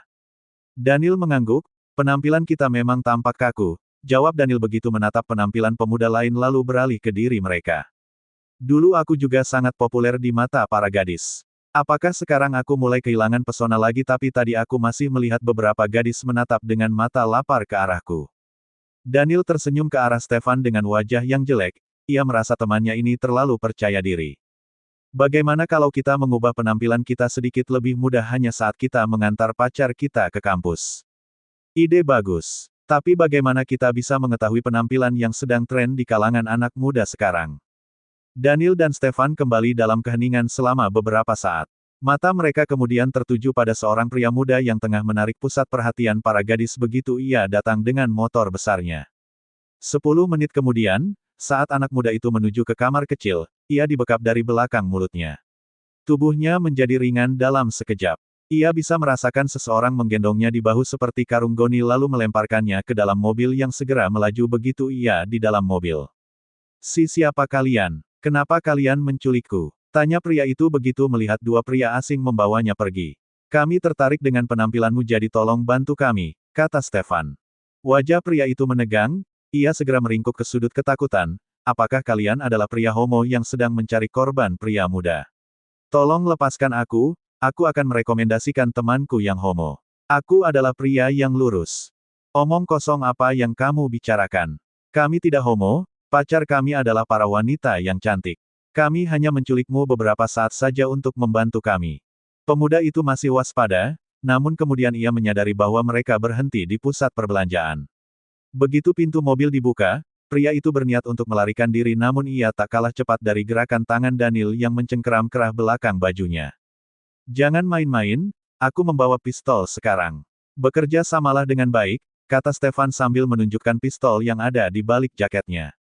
Pemuda itu menelan ludahnya ketakutan, ia hanya bisa mengikuti dua pria ini yang membawanya ke toko baju. Kenapa kalian membawaku ke sini? Tanya pria itu heran. Pilihkan kami baju yang bisa membuat kami tampil segera dan muda seperti mahasiswa. Hah, kalian menculikku hanya untuk hal ini. Dylan dan Stefan mengangguk. Kami lihat penampilanmu cukup membuat banyak gadis di kampus tadi tak teralihkan darimu. Jadi kamu pasti memiliki selera pakaian yang bagus sesuai jiwa anak muda sekarang. Jadi pilihkan baju untuk kami. Ingat, jangan mencoba membuat kami tampak bodoh dan menjadi bahan tertawaan atau aku akan menembakmu tanpa segan-segan. Tambah Stefan. Pemuda itu mengangguk, beberapa saat kemudian ia sibuk mencarikan baju yang sedang tren di kalangan pemuda sekarang. Tak sampai di situ mereka juga pergi ke salon untuk memangkas potongan rambut mereka. 4 jam kemudian, sudah saatnya mereka untuk menjemput para kekasih mereka di kampus. Keduanya kini telah memiliki penampilan yang jauh berbeda dan tampak segar. Daniel dan Stefan berdiri di depan mobil masing-masing menunggu Are dan Katie. Saat dua wanita itu mulai terlihat pria-pria itu melambaikan tangan ke arahnya. Secara refleks Katie dan Are membalas lambaian tangan itu. Hanya saja saat langkah mereka semakin dekat dan mereka bisa melihat dengan jelas perubahan penampilan dua pria tadi, langkah kaki Are dan Katie membeku dan senyum di wajah mereka tampak runtuh dalam sekejap. Aku tidak salah lihat bukan? Tanya Katie pada Are. Sepertinya tidak, karena aku juga melihatnya. Katie menarik nafas dalam, mari kita pergi dan pura-pura tidak mengenal mereka. Ide bagus, jadi dalam hitungan ketiga mari kita berbalik pergi. Are menghitung sampai 3, dua wanita itu berbalik pergi dengan langkah tergesa-gesa. Membuat dua pria tadi tertegun. Apa yang terjadi? Kenapa mereka berbalik? Tanya Daniel heran. Bab 147, Pesta Kejutan. Katie dan Are berjalan sangat cepat menghindari dua pria tadi seolah tak mereka adalah orang asing yang tak saling mengenal. Apa yang terjadi pada mereka? Mungkinkah mereka lupa telah meninggalkan sesuatu di kelas? Tanya Stefan heran. Daniel menggeleng. Ada yang aneh dari tatapan mereka tadi. Sepertinya mereka menghindari kita. Apakah karena kita terlalu tampan dengan penampilan baru ini? Entahlah, namun perasaanku sekarang tidak enak. Mari kita mengejar mereka saja. Daniel dan Stefan menyusul langkah dua wanita itu, pada akhirnya secepat apapun mereka berusaha berjalan cepat langkah mereka tetap tersusul oleh dua pria ini. Kami sudah menunggu kalian, tapi kenapa kalian menghindar? Cecar Stefan. Wajah Katie dan Are berubah menjadi cemberut saat mereka tidak berhasil melarikan diri. Mereka kini bisa merasakan ada banyak tatapan mahasiswa lain tertuju ke arah mereka berempat.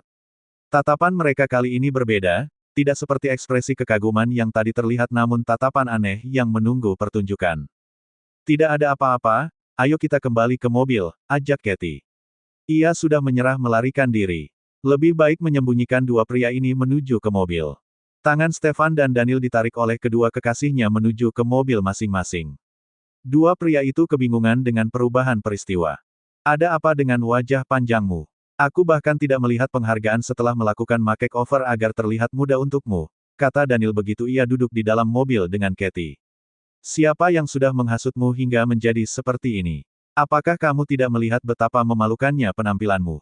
Wajah Daniel mengerut setelah semua usahanya dinilai memalukan. Bukankah ini gaya anak muda saat ini? Katie menarik nafas dalam. Ia menatap penampilan kekasihnya dari ujung kepala sampai ujung kaki dengan wajah putus asa. Daniel mengenakan fashion street style, celana jeans yang dikenakan robek-robek di berbagai bagian. Ia mengenakan jaket denim dengan kaos hitam oversize di dalamnya, ada juga kalung rantai panjang yang menghiasi lehernya. Bagi Katie yang lebih parah adalah gaya rambut mohawknya. Wanita itu tanpa sadar memijat pelipis matanya karena frustrasi. Apa yang membuatmu tiba-tiba ingin berubah memiliki penampilan anak muda? Beberapa pria muda tadi terus menatap ke arahmu dengan tatapan lapar, aku merasa sangat tidak aman. Apalagi mereka mengira bahwa aku adalah kakakmu karena penampilanku yang tampak tua. Jadi aku hanya ingin menunjukkan bahwa aku tak kalah keren dengan mereka jika memiliki penampilan yang sama. Katie menarik nafas dalam, kenapa kamu harus memedulikan pendapat mereka?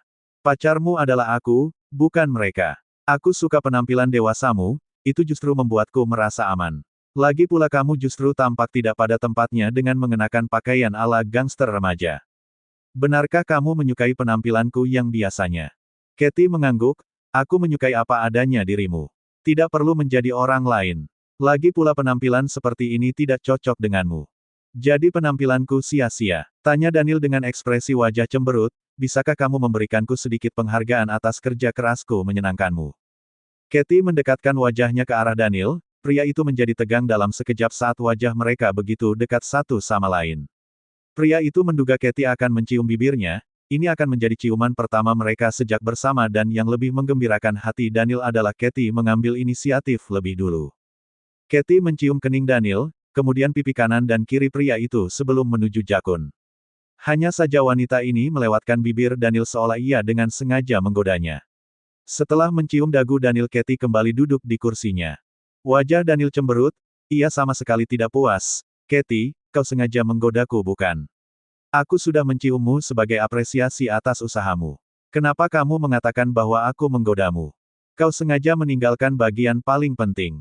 Setelah mengatakan itu Daniel mencondongkan tubuhnya ke arah Katie dan menerkam bibir wanita itu. Ciuman itu tidak lama namun juga tidak sebentar. Aku akan belajar untuk berciuman lebih baik lagi berikutnya, kata Daniel sambil mengusap bibir merah Katie yang masih basah. Hah, apa maksudmu? Ini pertama kali aku mencium wanita jadi ada banyak kekurangan. Katie menatap pria itu dengan tatapan tak percaya, dia hampir saja kehabisan nafas namun Daniel mengatakan bahwa itu adalah kali pertama pria ini berciuman dengan lawan jenis. Jangan menatapku seperti itu, aku mengatakan yang sebenarnya. Lalu bagaimana kamu bisa begitu ahli barusan? Apakah ciuman tadi termasuk pro? Katie menaikkan salah satu sudut bibirnya dengan ekspresi mengejek, aku sampai tidak tahu apakah tadi aku berciuman dengan manusia atau mesin penyedot debu. Daniel tertawa mendengar apa yang baru saja dikatakan oleh Katie, terima kasih atas pujiannya. Ayo sekarang kita pergi ke rumah Stefan karena pria itu akan melakukan pesta kejutan untuk ulang tahun Are yang ke-18 tahun. Di mobil Stefan, pria itu menatap Are yang terus menunduk sambil menahan senyum. Wanita itu tak berani menunjukkan tawanya karena takut akan menyinggung pria di sampingnya. Apakah kamu malu karena penampilanku jadi kalian lari tadi? Jika aku menjawab jujur apakah kamu tak akan marah? Stefan menarik nafas dalam, jangan katakan, aku sudah tahu jawabannya. Are membeku, ia melihat wajah patah hati Stefan yang membuat ia merasa bersalah. Sebenarnya aku tidak tahu tampilan apa yang kamu kenakan, namun bagiku ini terasa aneh dan tidak pada tempatnya saat kamu mengenakannya. Are tidak mengerti banyak tentang fashion anak muda saat ini karena ia baru saja akan belajar tentang desain. Di Sentinel, selain pakaian adat yang sebenarnya hanya dijahit dengan sederhana, para pria seringkali hanya bertelanjang dada. Stefan lalu menertawakan dirinya sendiri, ia terlalu banyak berpikir sementara Are sendiri bukan orang yang akan memedulikan tentang penampilan. Kamu tahu pakaian apa yang membuatku lebih suka berlama-lama menatapmu? Kata Are saat suasana tegang mulai cair. Pakaian apa itu? Celana boxermu saat tidur. Stefan adalah pria yang masih memiliki kebiasaan tidur tanpa pakaian. Pria itu bahkan tidak punya rasa malu meski kini mereka berbagi ranjang yang sama. Seolah ia dengan sengaja menggoda Are. Are, sejak kapan kamu berubah menjadi gadis yang nakal? Apa yang salah dengan boxer tidur? Kenapa kamu menganggapnya nakal? Mungkin pikiranmu yang liar. Baiklah, kalau begitu kenapa kamu suka melihatku bertelanjang dada? Apakah tubuhku memesona? Are menggeleng, pertama kali aku melihatmu di pulau saat menerobos kamarku dulu kamu yang hanya mengenakan boxer. Jika kamu masih berpakaian lengkap mungkin kita tidak akan terlalu disalahpahami. Tapi kenapa itu menjadi outfit favoritmu kemudian? Are menundukkan kepala untuk menyembunyikan rasa malunya, karena outfit itu yang akhirnya membuat kita bisa bersama. Stefan mengelus rambut Are, wanita lugu dan polos ini sangat menggemaskan. Ia memiliki keinginan untuk menyimpan wanita itu untuk dirinya sendiri, dia takut lingkungan luar akan mencemari kepolosan wanita ini. Ayo kita pulang, ibu pasti telah menunggu kita. Are mengangguk dengan patuh. Dua mobil segera keluar dari tempat parkir kampus. Secara beriringan mobil Daniel dan Stefan menuju ke lingkungan rumah mereka namun kali ini mereka berhenti bersama di depan rumah Stefan. Sore hari semua hiasan lampu di rumah itu telah selesai dan menyala dengan indah. Selain itu ada bunga plastik besar yang menyala dengan indah. Tampak jelas akan ada pesta di rumah mereka, namun ia heran karena semua detail indah ini bisa selesai dengan hanya setengah hari pengerjaan seolah mereka telah mempersiapkannya dengan matang sebelumnya. Apakah hari ini pesta pernikahan Moana? Tanya Are. Stefan menggeleng, hari ini adalah pesta untuk ulang tahunmu sekaligus pesta pernikahan kita. Are tercengang, matanya memerah karena merasa terharu dengan kejutan yang dibuat oleh Stefan. Kita belum memiliki pesta pernikahan jadi mari kita melakukannya malam ini bersamaan dengan ulang tahunmu yang ke-18. Tapi, pakaian kita, ayo ke atas, aku sudah mempersiapkan baju pernikahan untuk kita. Dua pasangan itu masuk ke dalam, sudah banyak orang di ruang tamu mereka tentu saja adalah Anne beserta keluarganya, Scarlett dan juga Sonia yang juga datang beserta keluarga besarnya. Mereka sengaja datang lebih awal untuk membantu. Saat Stefan dan Daniel masuk tatapan semua orang membeku pada penampilan aneh dua orang itu. Bahkan Dylan secara refleks menutup mata Suri. Jangan lihat atau kamu akan menyakiti matamu. Pemandangan di depan sangat jelek, itu akan menakuti anak kita. Saat semua orang menahan tawa dengan tampilan dua pria ini, Scarlett dan Rita memiliki wajah merah membara. Lelucon apa yang sedang kamu buat di hari pesta pernikahan dan ulang tahun Are? Tanya Rita sambil menarik telinga anaknya yang berpenampilan aneh. Aduh Bu, sakit. Jangan menarik telingaku, aku akan merapikan penampilanku, keluh Stefan. Pria normal lain akan pergi ke salon dan mendandani dirinya dengan baik pada hari pesta pernikahan tapi kamu justru membuat ulah. Menurutmu berapa usiamu sekarang? Maki Rita yang masih kesal. Bu, aku salah. Ini tidak seperti yang kamu pikirkan. Aku hanya tidak ingin terlihat seperti kakak Are saat menjemputnya di kampus tadi. Semua orang yang mendengar itu meledak dengan tawa. Mereka tak mengira akan melihat penampilan lucu dua pria ini dan alasan konyol mereka. Aku bisa memahami perasaan mereka yang tidak aman. Di kampus ada banyak pemuda tampan yang akan mengejar wanita mereka sementara kalian sudah cukup tua untuk menjadi lawan mereka, ejek Dylan, tapi jangan khawatir, segera aku akan menyuruh peneliti di Luxury untuk membuat krim anti-aging dengan kualitas tinggi. Kalian bisa menjadi orang pertama yang mengujinya. Stefan dan Daniel memberikan tatapan belati ke arah temannya, kalimat yang baru saja dikatakan oleh Dylan bukanlah dukungan tapi jelas ejekan. Kamu menawarkan produk atau justru ingin agar kami menjadi kelinci percobaan? Tanya Daniel kesal. Apakah motifku terlihat jelas? Tanya Dylan sambil tertawa. Suri mencubit pinggang Dylan untuk menghentikan pria ini terus mempermalukan temannya. Markus maju lalu memberikan kartu nama untuk dua pria di depannya, hanya mengubah penampilan luar itu tak akan berdampak banyak. Datanglah ke rumah sakitku, kamu memiliki bedah plastik terbaik di kota ini. Wajah Daniel dan Stefan sudah merah membara seolah ada uap panas yang menguar dari pori-pori mereka. Lihat saja, aku akan membalas kalian nanti. Scarlett menghampiri putranya, pulang dan ganti perbaiki penampilanmu. Daniel mengangguk dengan patuh, ia lalu menoleh pada Katie, bantu aku memperbaiki penampilan di rumah. Rambutku tadi mendapatkan banyak krim pomade dan bahkan hairspray, bantu aku untuk mengurainya, ini pasti akan sulit untukku selesaikan sendiri. Katie terdiam, ia menundukkan kepalanya karena merasa malu. Jelas perkataan Daniel menyiratkan bahwa ia akan membantu pria ini memperbaiki penampilan di kamar pria itu. Apalagi kedua orang tuanya sudah berada di sini. Benar, tolong bantu ia memperbaiki penampilan buruknya. Ia pasti akan kesulitan membereskan kekacauan yang ia buat pada rambutnya, kata Scarlett. Katie semakin kehilangan kata-kata dan dia tidak berani menolak permintaan Ibu Daniel. Luangkan waktu kalian dan kembalilah dengan penampilan Daniel yang lebih baik. Aku percaya padamu karena kamu adalah seorang model yang paham mode. Abel menatap istrinya dengan tatapan tak percaya. Apakah ia benar-benar telah putus asa untuk bisa mendapatkan seorang cucu? Daniel kembali ke rumah dan merapikan rambut Morrissey yang merupakan turunan dari gaya rambut Mohawk namun lebih soft. Bagian depan tetap dibuat panjang namun dengan gradasi untuk membuat jambul yang tidak terlalu berlebihan. Katie menghela nafas panjang, butuh usaha lebih untuk ia bisa menata kembali rambut Daniel untuk normal seperti semula. Ini harus dicuci. Jika aku menghilang bekas hairspray dengan baby oil maka itu akan merusak penampilanmu di pesta Stefan nanti. Baiklah, mari kita mencucinya.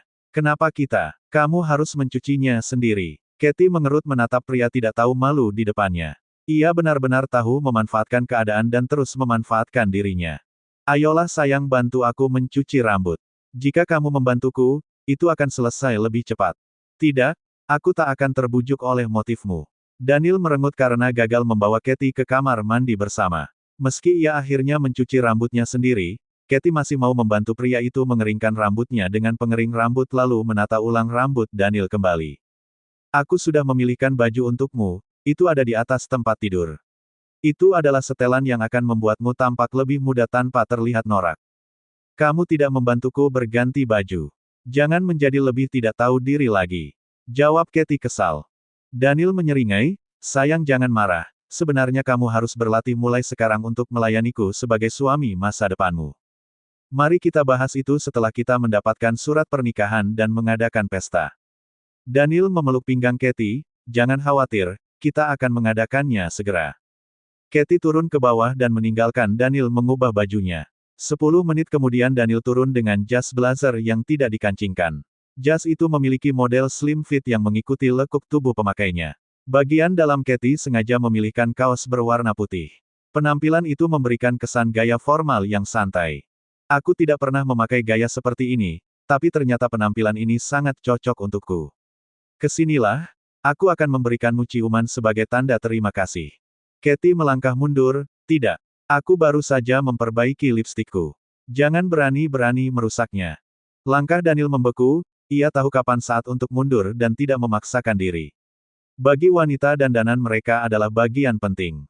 Jika pria merusaknya maka itu akan menjadi perang besar yang tak akan bisa dimenangkan oleh pria. Sayang, ayo kita berangkat ke pesta Stefan kalau begitu. Katie mengangguk lalu meraih lengan Daniel yang disodorkan padanya. Mereka berjalan kaki menuju rumah Stefan yang tidak jauh dari tempat tinggal mereka. Sayang, apa kau tahu? Hari ini adalah pesta ulang tahun ke-18 Are selain pesta pernikahan. Bukankah mereka menikah sejak beberapa bulan lalu? Aku dengar ilegal untuk menikah di bawah 18 tahun di negara ini. Tentu saja, Stefan menuakan usia Are beberapa bulan untuk mendapatkan surat pernikahan. Oh, sekarang aku paham. Aku akan mengatakanmu suatu rahasia. Katie menatap Daniel dengan antusias. Apa itu? Sebenarnya malam ini juga pesta pelepasan untuk keperjakaan Stefan. Katie mengerutkan keningnya. Bukankah mereka sudah menikah? Apakah Stefan belum pernah? Katie tidak berani melanjutkan apa yang ingin ia ucapkan karena merasa malu. Stefan adalah pria baik, dia tidak menyentuh Are sampai wanita itu cukup umur. Dia pria yang baik. Daniel menghentikan langkahnya tepat di pintu gerbang rumah Stefan, jangan memuji pria lain. Aku juga adalah pria yang baik, kamu adalah ciuman pertamaku. Lihatlah betapa sangat lugu pria di depanmu. Katie tersenyum namun itu bukan senyum kebanggaan, itu bukan lugu, hanya saja kamu tidak laku sebelumnya dan tidak beruntung dengan cinta sepihak, gumam Katie. Daniel mengerutkan keningnya, matanya berubah menjadi seperti pemburu. Katie, sepertinya mulutmu perlu diberi pelajaran. Wanita itu segera menutup mulut dengan telapak tangannya lalu berlari masuk ke rumah Stefan seperti hewan buruan yang lari dari mangsanya. Bab 148, Pernikahan Stefan dan Are. Katie segera berjalan cepat ke halaman rumah Stefan untuk melarikan diri dari Daniel. Beberapa tamu dari keluarga dekat Stefan telah berdatangan termasuk rekan kepolisian Stefan. Jumlah total mereka semua tidak sampai 50 orang. Saat ini Katie segera duduk di meja tempat Scarlett dan Abel duduk. Begitu ia duduk di meja itu ia menarik nafas dalam. Apa yang terjadi? Kenapa kamu tampak seperti baru saja dikejar penjahat? Tanya Scarlett saat melihat Katie yang sampai di meja dengan terengah-engah. Tidak terjadi apa-apa tante, aku hanya takut terlambat datang karena acara telah dimulai. Belum dimulai, pengantin bahkan belum turun. Saat ini Daniel sudah duduk di meja sambil memberikan tatapan ambigu ke arah Katie, lihat saja nanti, kamu tak akan bisa menghindar dariku selamanya. Daniel, ada apa denganmu? Kenapa kamu memelototi Katie? Tanya Scarlett yang bisa merasakan tatapan aneh anaknya begitu ia duduk. Tidak Bu, aku tidak melotot pada Katie, aku justru menatapnya dengan penuh cinta kasih, jawab Daniel dengan memberikan senyum ambigu. Tangannya menepuk paha Katie yang duduk di sebelahnya. Meski paha Katie tertutup oleh gaun panjang yang terbuat dari kain satin namun ia bisa merasakan kehangatan telapak tangan Daniel menembus serat kain yang membuat Ian merinding. Menatap penuh kasih sayang, omong kosong. Ia jelas menatapku seperti predator. Saat ini Stefan dan Ares sudah keluar bersamaan. Pria itu mengenakan tuxedo pengantin berwarna hitam yang elegan dan tidak mencolok sementara Are menggunakan gaun pengantin satin putih dengan potongan sederhana namun justru terlihat mewah dan anggun. Ia memegang buket bunga baby bread di tangannya. Penampilan mereka berdua tampak seperti pasangan yang dibuat oleh surga. Dia wanita yang terlibat kasus penculikan beberapa waktu lalu bukan? Tanya rekan kepolisian Stefan begitu melihat Are. Ya kamu benar, tapi kenapa kamu harus terkejut? Sejak awal Stefan sudah mengatakan bahwa gadis itu adalah wanitanya. Ia bahkan menghajar penculiknya habis-habisan begitu kita menyergapnya waktu itu. Jadi wajar jika mereka akhirnya menikah. Bukan itu yang membuatku terkejut dengan pernikahan ini, tapi seingatku dari informasi yang kubaca tentang gadis ini, usianya baru 18 tahun. Aku tidak percaya rekan kita menikah dengan seorang yang baru saja dewasa. Apa? 18 tahun? Tiga rekan di meja yang mendengar itu terkejut. Are memang memiliki wajah baby face dan terlihat jauh lebih muda dan segar dari Stefan namun mereka mengira usianya sekitar 20 tahunan tidak 18 tahun yang jelas baru saja menginjak dewasa.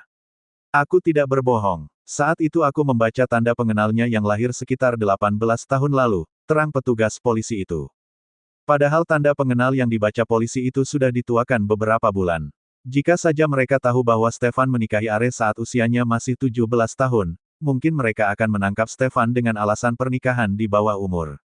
Masih ingat kasus tentang pria tua yang menghamili istri kecilnya dan membuat ia mengalami pendarahan hebat ketika melahirkan di usia 18 tahun lalu meninggal. Kita harus mengingatkan Stefan untuk tidak menghamili istrinya lebih dulu. Dua rekan kepolisian pria di meja itu mengangguk setuju, benar, hamil di usia muda sangat rentan. Kalian mungkin hanya iri, karena Stefan memiliki istri yang masih muda dan cantik. Jadi jika istrinya segera hamil kalian akan merasa bahwa Stefan terlalu beruntung, jawab polisi wanita yang juga duduk di meja sama dengan rekannya. Tidak iri, kami bicara yang sebenarnya. Bukankah kamu juga tahu ada kasus seperti itu beberapa bulan lalu? Tapi kalian juga melihat ada banyak kasus remaja hamil karena pergaulan bebas dan bahkan bisa melahirkan anak dengan selamat.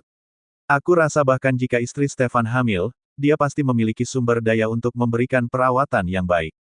Para polisi pria itu terdiam dan kehilangan kata-kata. Saat ini pengantin mulai memberikan pidato pernikahan mereka sebelum melakukan acara pemotongan kue pernikahan dengan tinggi 5 tingkat. Selamat ulang tahun istriku, bisik Stefan pada telinga Are.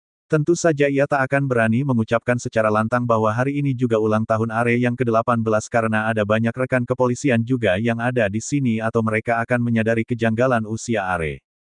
Terima kasih, untuk pesta kejutan hari ini.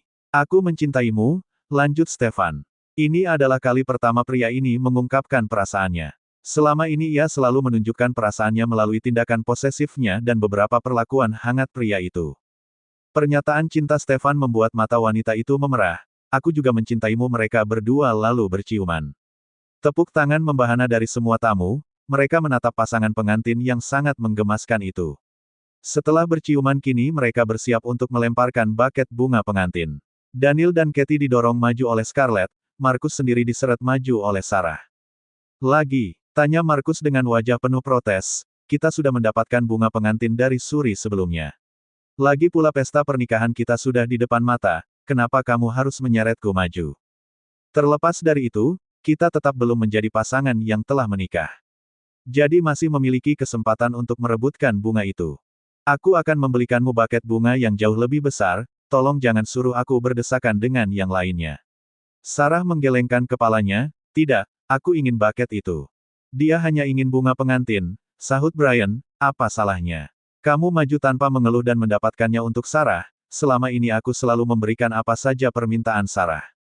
Sekarang setelah melihat wajah engganmu aku jadi ragu apakah kamu bisa menjadi pria yang kelak bisa memanjakannya, lanjut Brian dengan nada yang dingin. Markus menelan ludahnya, ia akhirnya maju di bawah intervensi calon ayah mertuanya. Jika aku gagal mendapatkan bunga itu sepertinya dia akan dengan picik menggunakannya sebagai senjata untuk menilai ketidakmampuanku, batin Markus.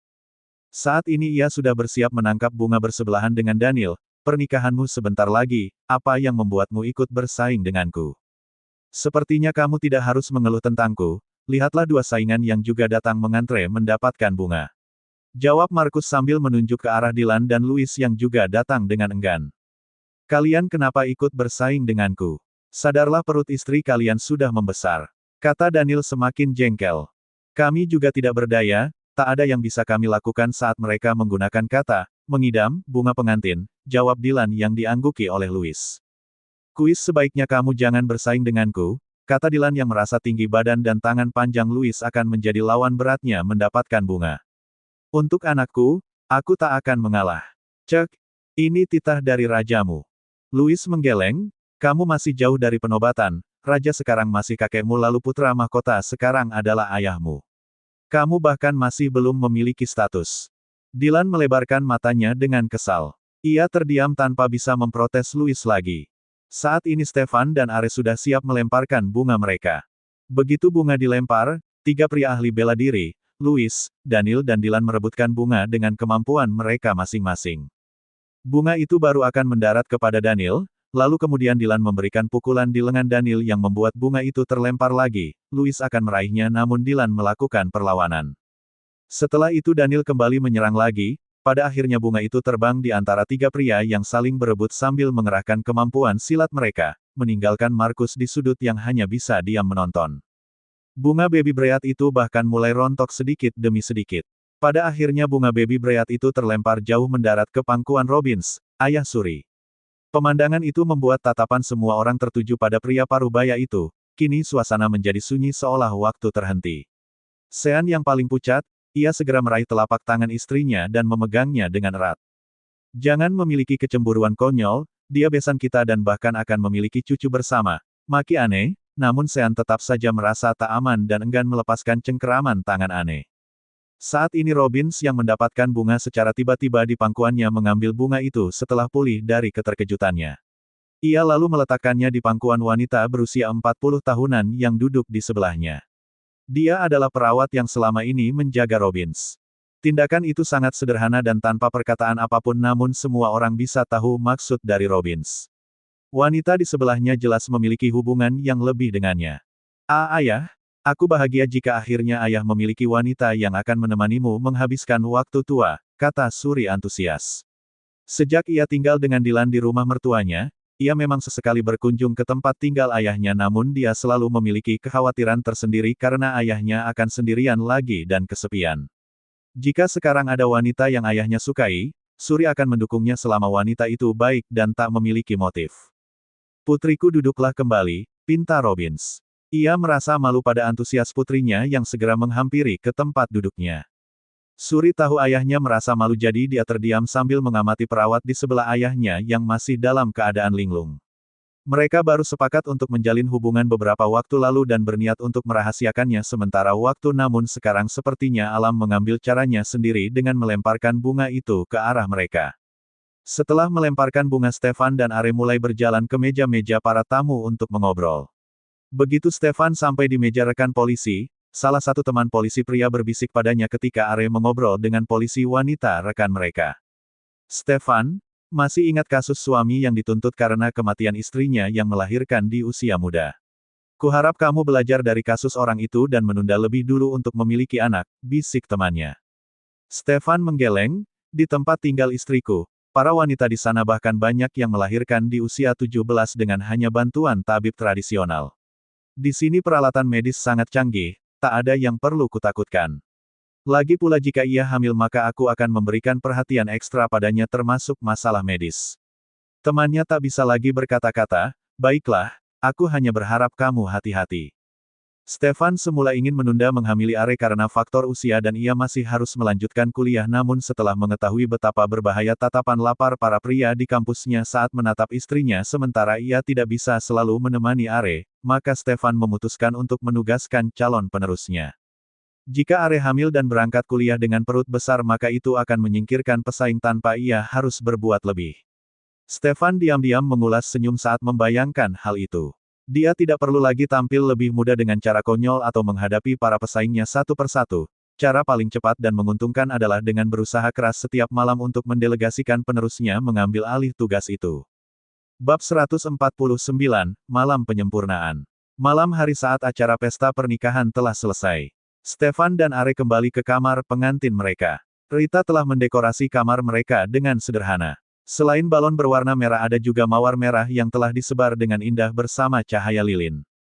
Jantung Are berdebar dengan kencang begitu masuk bersama Stefan. Dekorasinya membuat ia terpana namun secara bersamaan membuat ia gugup terlebih ketika ia mendengar bunyi klik saat Stefan telah mengunci pintunya. Kakinya seperti terpaku di lantai dan mulai gugup. Stefan memeluk gadis yang masih mengenakan gaun pengantin itu dari belakang. Menyandarkan kepalanya di pundak Are. Selamat ulang tahun sayang, bisik Stefan di telinga Are dengan suara yang serak. Kamu sudah mengucapkannya tadi. Kali ini aku akan mengucapkannya dengan benar. Saat ini Stefan menyentuh jari jemari lentik dan panjang milik istrinya. Are bisa merasakan sebuah logam dingin kini. Menyusup ke jari kelingking miliknya. Begitu ia menunduk dia melihat cincin dengan desain indah dan cantik sudah tersemat. Are menatap suaminya dengan mata yang berkaca-kaca, ini indah, terima kasih. Ini memang tak ada apa-apanya dari gelang yang kamu buatkan untukku namun cincin ini adalah bukti cintaku padamu. Terbuat dari berlian dan emas terbaik, cincin ini termasuk dalam koleksi cincin cinta abadi. Harganya sangat tinggi, dengan gajiku sebagai seorang polisi, aku seperti mencicilnya seumur hidup dengan potong gaji 50%. Jadi kamu harus menjaganya. Are tertawa mendengar hal itu. Gaji Stefan di kepolisian memang tidak tinggi namun uang saku dari Hawk ayahnya yang telah memiliki beberapa saham di perusahaan Sean, perusahaan Aaron, Sonia bahkan Dylan sudah membuat keluarga mereka mendapatkan bagi hasil yang banyak tiap bulan tanpa harus bekerja dengan susah payah.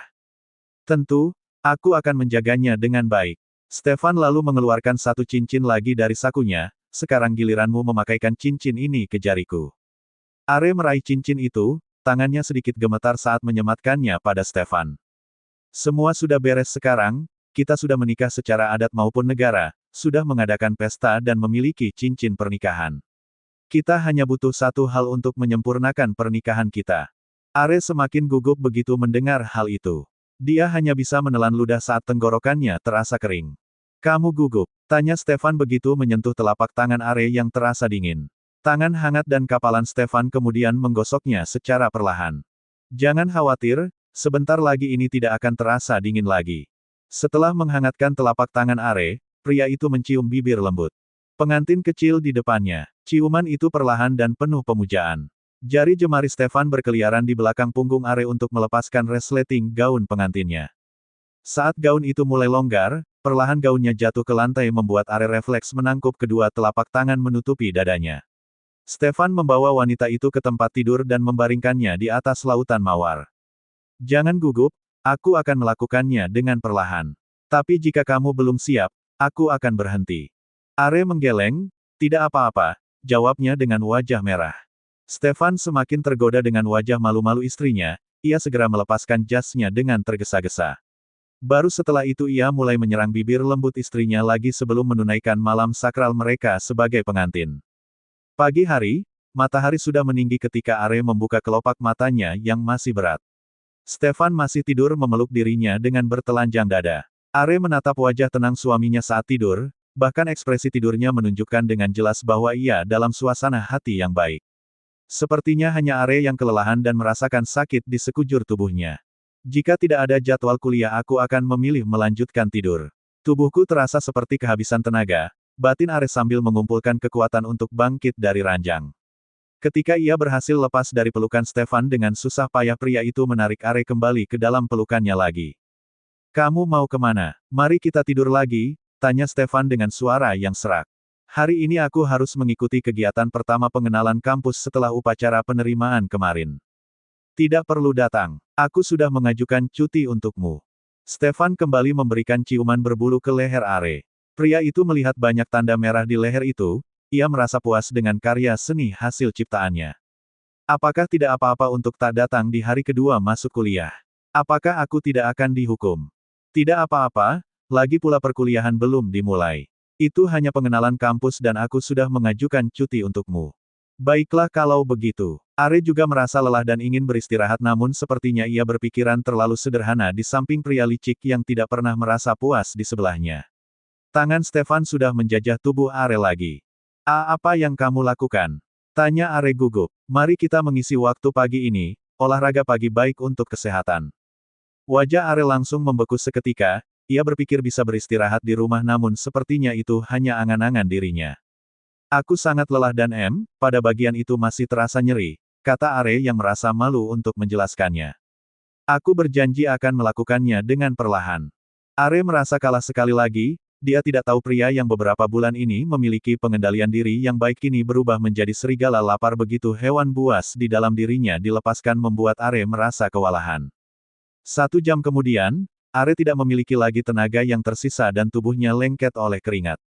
Stefan yang merasa kasihan menggendong istri kecilnya dan membaringkannya ke dalam batap yang telah ia isi dengan air hangat. Angkat lenganmu, aku akan membantumu mandi dan menggosok tubuhmu. Are menggeleng sambil menutupi dadanya dengan tangan, tidak apa-apa, aku akan mandi sendiri. Apakah kamu masih memiliki tenaga untuk menggerakkan tubuhmu? Lagi pula aku juga telah melihat semuanya. Kenapa kamu masih merasa malu? Are mengerucutkan bibirnya, ia hanya bisa pasrah saat suaminya membersihkan tubuhnya dan sesekali memberikan pijatan lembut. Perlakuan Stefan dan aroma esensial dari sabun mandi membuat tubuh Are kembali rileks. Kamu pria besar yang tidak memiliki bekas kasihan pada istri kecilnya, keluh Are. Mau bagaimana lagi, kamu terlihat memesona dan menggemaskan secara bersamaan. Jadi aku merasa lupa diri dan tidak tertahankan untuk memakanmu. Are memutar bola matanya dengan kesal, sampai aku memulihkan diri lagi, bisakah kamu memberiku waktu? Tubuhku sakit di mana-mana. Oke, aku akan memberikanmu waktu istirahat sampai pulih. Are menarik nafas lega. Setelah membantunya mandi, Stefan kembali menggendong tubuhnya keluar dari kamar mandi. Pria itu mendudukkan Are di ujung ranjang lalu membantu mengeringkan rambutnya. Tetaplah di kamar, aku akan membawakan sarapanmu ke sini, kata Stefan setelah selesai mengeringkan rambut istrinya dan membantu memakaikan piyama. Tidak, nanti apa yang akan dipikirkan oleh ibu saat aku tidak turun mengambil sarapanku sendiri. Dia tidak akan memikirkan apapun, ia juga pernah menjadi pengantin baru, lagi pula jika kamu keluar dengan terlatih-tatih maka akan terlihat semakin mencolok. Are melemparkan bantal ke arah suaminya, ini semua karenamu. Stefan menangkap bantal itu dan menaruhnya kembali di ranjang sambil membenamkan ciuman di kening Are. Oke, ini semua salahku. Karena itu aku akan menebusnya dengan melayani makan dan mandi. Are kehilangan kata-kata, melayani. Tapi entah kenapa dengan ia membantuku mandi, aku merasa seperti dimanfaatkan. Stefan turun ke bawah untuk mencari makan, dia bangun terlambat jadi orang tuanya dan Moana telah makan pagi lebih dulu. Saat ia melihat meja makan yang telah rapi dan kosong, pria itu menggaruk kepalanya. Apakah kamu mulai merasa kelaparan sekarang? Tanya Hawk melihat anaknya seperti kucing yang mencari makanan di dapur. Ya, aku kelelahan dan lapar. Hawk menarik nafas dalam, jangan terlalu menganiaya menantu kecilku yang tampak rapuh itu atau aku akan memberimu pelajaran. Jadilah pria terhormat yang pengertian. Kamu bicara seolah kamu telah menjadi pria yang seperti itu. Kamu bahkan tidak membuatku keluar kamar 2 hari setelah pernikahan, sahut Rita. Wajah Hawk membeku dan terbatuk kering, Stefan tak kuat menahan tawa mendengar ayahnya dipermalukan. Kenapa kamu menceritakan hal seperti itu pada anak kita, protes Hawk. Dia bukan lagi remaja, dia sudah besar dan telah menikah. Hawk hanya bisa menarik nafas dalam, tetap saja, ia tidak boleh berlebihan. Are masih sangat muda dan terlihat sangat rentan seperti barang pecah belah di mataku. Rita mengangguk setuju, ayahmu benar, kamu tidak boleh memforsir istri kecilmu itu. Tidak, aku memperlakukannya dengan baik dan tidak membiarkan ia kelelahan oleh karena itu aku turun untuk mengambilkan makan untuknya. Oke, itu bagus kalau begitu. Aku sudah menyisihkan makanan untukmu dan Are, kamu hanya harus menghangatkannya kembali ke microwave.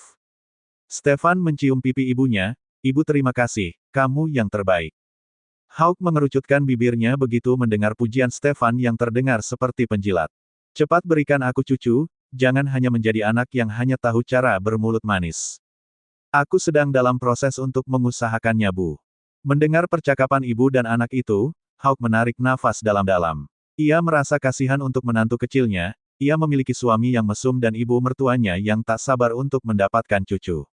Bab 150, Pelajaran untuk Sarah.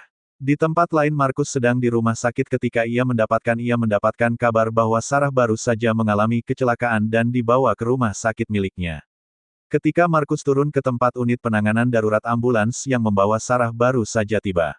Beberapa dokter muda telah bersiap untuk melakukan penanganan namun dihentikan oleh Markus. Aku akan menanganinya sampai sini. Kecuali perawat wanita, kalian para dokter pria yang lain bisa menangani pasien lainnya. Titah Markus begitu Sarah dibawa ke ruang operasi. Untuk melakukan tindakan penanganan seringkali pasien akan dilepaskan bajunya. Markus tak ingin ada pria lain yang melihat tubuh Sarah bahkan sebelum ia bisa melihat tubuh polosnya. Baik dokter, jawab beberapa dokter muda pria. Markus kini mendorong tubuh Sarah yang berlumuran darah menuju ke ruang operasi. Wanita itu masih sadar dan meringis kesakitan. Markus tolong selamatkan dia, kata Jacob teman Sarah yang mengantarkan gadis ini ke rumah sakit. Tentu saja aku akan menyelamatkannya. Markus melirik rekan kerja Sarah itu dengan tatapan dingin. Saat Sarah dimasukkan ke ruangan operasi beberapa tenaga medis perempuan sudah bersiap untuk menunggu perintah dari Markus. Markus, maafkan aku, kata Sarah sambil meringis kesakitan saat dirinya mulai mendapatkan penanganan termasuk persiapan melakukan foto ronsen untuk melihat apakah ada tulang yang patah. Kamu merasa bersalah tentang apa? Tanya Markus dengan suara yang bergetar. Ia menahan kekhawatiran dirinya dan juga rasa marah yang menekan dirinya. Aku ikut balapan motor, kata Sarah dengan wajah yang merasa bersalah. Lain waktu aku akan mendaftarkan kemampuan membalapmu di Formula One. Itu adalah jawaban yang dingin yang jelas menunjukkan amarah besar di hati Markus. Tidak, aku tak akan balapan lagi. Aku berjanji. Dokter, tolong berikan obat bius agar pasien lebih kooperatif dan tidak mengganggu konsentrasi. Titah Markus pada dokter perempuan bagian anestesi. Baik dokter, pupil mata Sarah melebar, aku akan diam, tak perlu membiusku. Kata Sarah ketakutan. Apakah kamu tidak merasakan kesakitan? Pergelangan kaki kananmu patah dan aku harus melakukan operasi bersama dokter ortopedi. Jadi kamu membutuhkan pembiusan. Markus baru saja memeriksa secara kasar tentang kondisi Sarah. Dia harus melakukan ronsen untuk mendapatkan hasil yang lebih pasti namun ia sendiri sudah yakin bahwa pergelangan kaki itu mengalami patah tulang melihat dari kondisi luar. Sarah terlalu takut dengan reaksi Markus sampai ia bahkan tidak menyadari ada rasa sakit yang tumpul di pergelangan kakinya.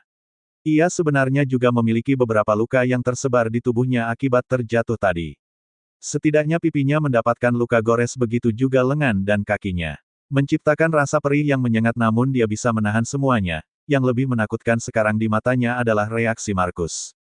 Dokter, jari pasien bengkak termasuk jari manisnya yang terdapat cincin pasien. Kami kesulitan untuk mengeluarkannya, kata suster ketika mereka harus melepaskan semua perhiasan pada pasien untuk bisa masuk ke ruang ronsen. Potong saja cincin itu. Jawab Markus singkat. Itu adalah cincin pertunangan mereka. Saat Sarah mendengar keputusan Markus untuk memotong cincin itu matanya melebar. Ia menduga Markus pasti sangat marah sampai dia tidak ingin mengeluarkan cincin itu dengan cara utuh. Tidak, tolong jangan rusak cincin ini. Kumohon, ini berarti segalanya untukku. Sebelum kamu memutuskan untuk ikut balapan motor melawan sainganmu itu, apakah kamu tidak merasa bersalah ketika melihat cincin ini? Sahut Markus, dia sebenarnya tidak peduli perihal cincin karena melihat tubuh Sarah yang dipenuhi luka dan anomali pada pergelangan kakinya saja sudah membuat ia sangat cemas. Aku salah? Aku minta maaf tapi tolong selamatkan cincin kita, jangan merusaknya. Aku bahkan rela menggantinya dengan jariku jika sulit untuk mengeluarkannya secara utuh, kata Sarah bertekad. Itu hanya satu jari, tapi jika cincin itu rusak dia takut akan kehilangan kesepakatan pernikahan dengan Markus. Melihat wajah dingin pria ini, sepertinya hubungan mereka telah sampai di ujung jurang. Sarah tidak mendapatkan jawaban Markus, dia hanya bisa merasakan tubuhnya semakin kehilangan kesadaran setelah mendapatkan suntikan anestesi. Butuh 3 jam untuk Markus menyelesaikan operasi dan juga merawat luka Sarah. Meski itu termasuk kategori luka ringan dan bukan luka besar, namun tetap saja pria ini hampir gila melihat kondisi Sarah. Kini wanita itu telah dipindahkan ke kamar perawatan oleh rekan medis lain sementara Markus mengganti baju operasinya. Setelah itu Markus tidak menunggu Sarah di ruang perawatannya namun berada di ruang kerja untuk menginterogasi Jacob tentang apa yang sebenarnya terjadi pada Sarah. Jacob merasa tertekan dan suhu ruangan seolah jatuh ke titik beku ketika melihat wajah dingin pria dengan jas putih di depannya.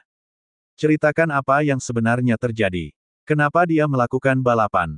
Pernikahan ia dan Sarah 5 hari lagi, ia heran kenapa wanita itu justru melakukan hal berisiko yang sangat berbahaya.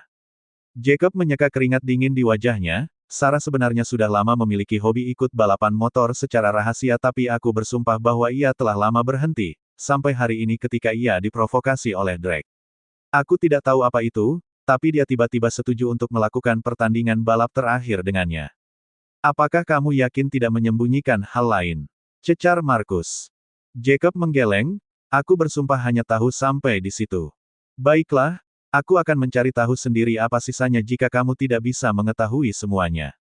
Jacob mengangguk sambil menelan ludahnya, pria ini menakutkan sampai ia merasakan merinding di sekujur tubuhnya. 4 jam setelah operasi, Sarah terbangun. Ketika ia melihat langit-langit putih dan aroma disinfektan yang menyengat lalu cairan infus di atas ranjang, ia segera mengingat kembali apa yang terjadi padanya. Gadis itu tersentak dan yang ia lihat pertama kali adalah telapak tangan kanannya. Telapak tangan itu telah dibalut perban. Begitu juga dengan bagian jarinya namun dia masih bisa melihat ujung jari yang tidak tertutup perban dan menghitungnya. Jarinya masih utuh dan berjumlah 5. Tidak, cincinku, pekik Sarah. Sonia sudah ada di kamar perawatan Sarah untuk menunggu Sarah ketika wanita itu terbangun. Kau sudah bangun? Tanya Sonia bangkit dari sofa dan menghampiri putrinya. Bu, di mana cincinku? Aku tidak tahu. Mungkin itu disimpan oleh Markus saat menyelamatkanmu tadi. Sarah ingat terakhir kali Markus menyuruh agar cincin itu dipotong, melihat jarinya yang masih utuh sepertinya cincin itu yang akhirnya dipotong. Dia harus menanyakannya pada Markus untuk mendapatkan kepastian. Bu, di mana dia? Kenapa dia tidak menungguku di sini? Sonia memutar bola matanya, bahkan ayahmu sangat marah padamu sekarang, apalagi Markus. Kurasa wajar dia enggan menemanimu di sini. Wajah Sarah menegang, Bu tolong. Bantu aku membujuk Markus. Sonia menggeleng, aku tidak bisa membantumu kali ini. Bu, rengek Sarah. Tidak, kamu pantas mendapatkannya. Sarah menarik nafas dalam, Bu tentang pernikahanku. Kamu akhirnya mengkhawatirkan itu. Kenapa tidak memikirkannya sebelum memutuskan balapan? Lihatlah luka di sekujur tubuhmu sekarang. Setidaknya butuh waktu 3 mingguan untuk pulih seperti semula termasuk luka di wajahmu itu. Sarah tidak bisa lagi berkata-kata, dia hanya berharap Markus bisa menemui dirinya agar ia bisa menjelaskan semuanya. Hanya saja 2 hari berlalu pria itu tidak datang menjenguknya di kamar perawatan. Sarah ingin turun mencarinya namun patah kaki yang ia derita menahan dirinya untuk melakukan itu. Bu, bawa aku mencari Markus dengan kursi roda. Sonia menggeleng, tidak, dokter bilang kamu harus tetap berada di ranjang agar pemulihan tulangmu cepat. Bu, ini sudah 2 hari aku tidak melihat Markus. Jika terus begini, aku mungkin akan kehilangan dirinya. Lalu pernahkah kamu memikirkan perasaan orang-orang saat akan balapan? Tahukah kamu apa yang kami pikirkan saat melihatmu terluka? Bagaimana jika kamu tidak cukup beruntung selamat dari kecelakaan itu? Bagaimana jika kamu tidak selamat dan kehilangan nyawa? Itu adalah balapan dengan kecepatan tinggi, segala hal bisa terjadi. Sekarang kamu baru merasakan takut kehilangan Markus, lalu bagaimana dengan kami yang memiliki ketakutan kehilanganmu? Sarah terdiam saat ibunya mencecar dirinya. Sonia sendiri tahu sebenarnya Markus tidak mengabaikan Sarah. Pria itu selalu datang di tengah malam ketika Sarah tertidur. Dia juga sering kali melihat kondisi Sarah dari kaca kecil pintu kamar perawatannya. Sonia tidak akan memberitahu hal itu pada putrinya, karena Sarah juga pantas diberikan pelajaran. Bersambung.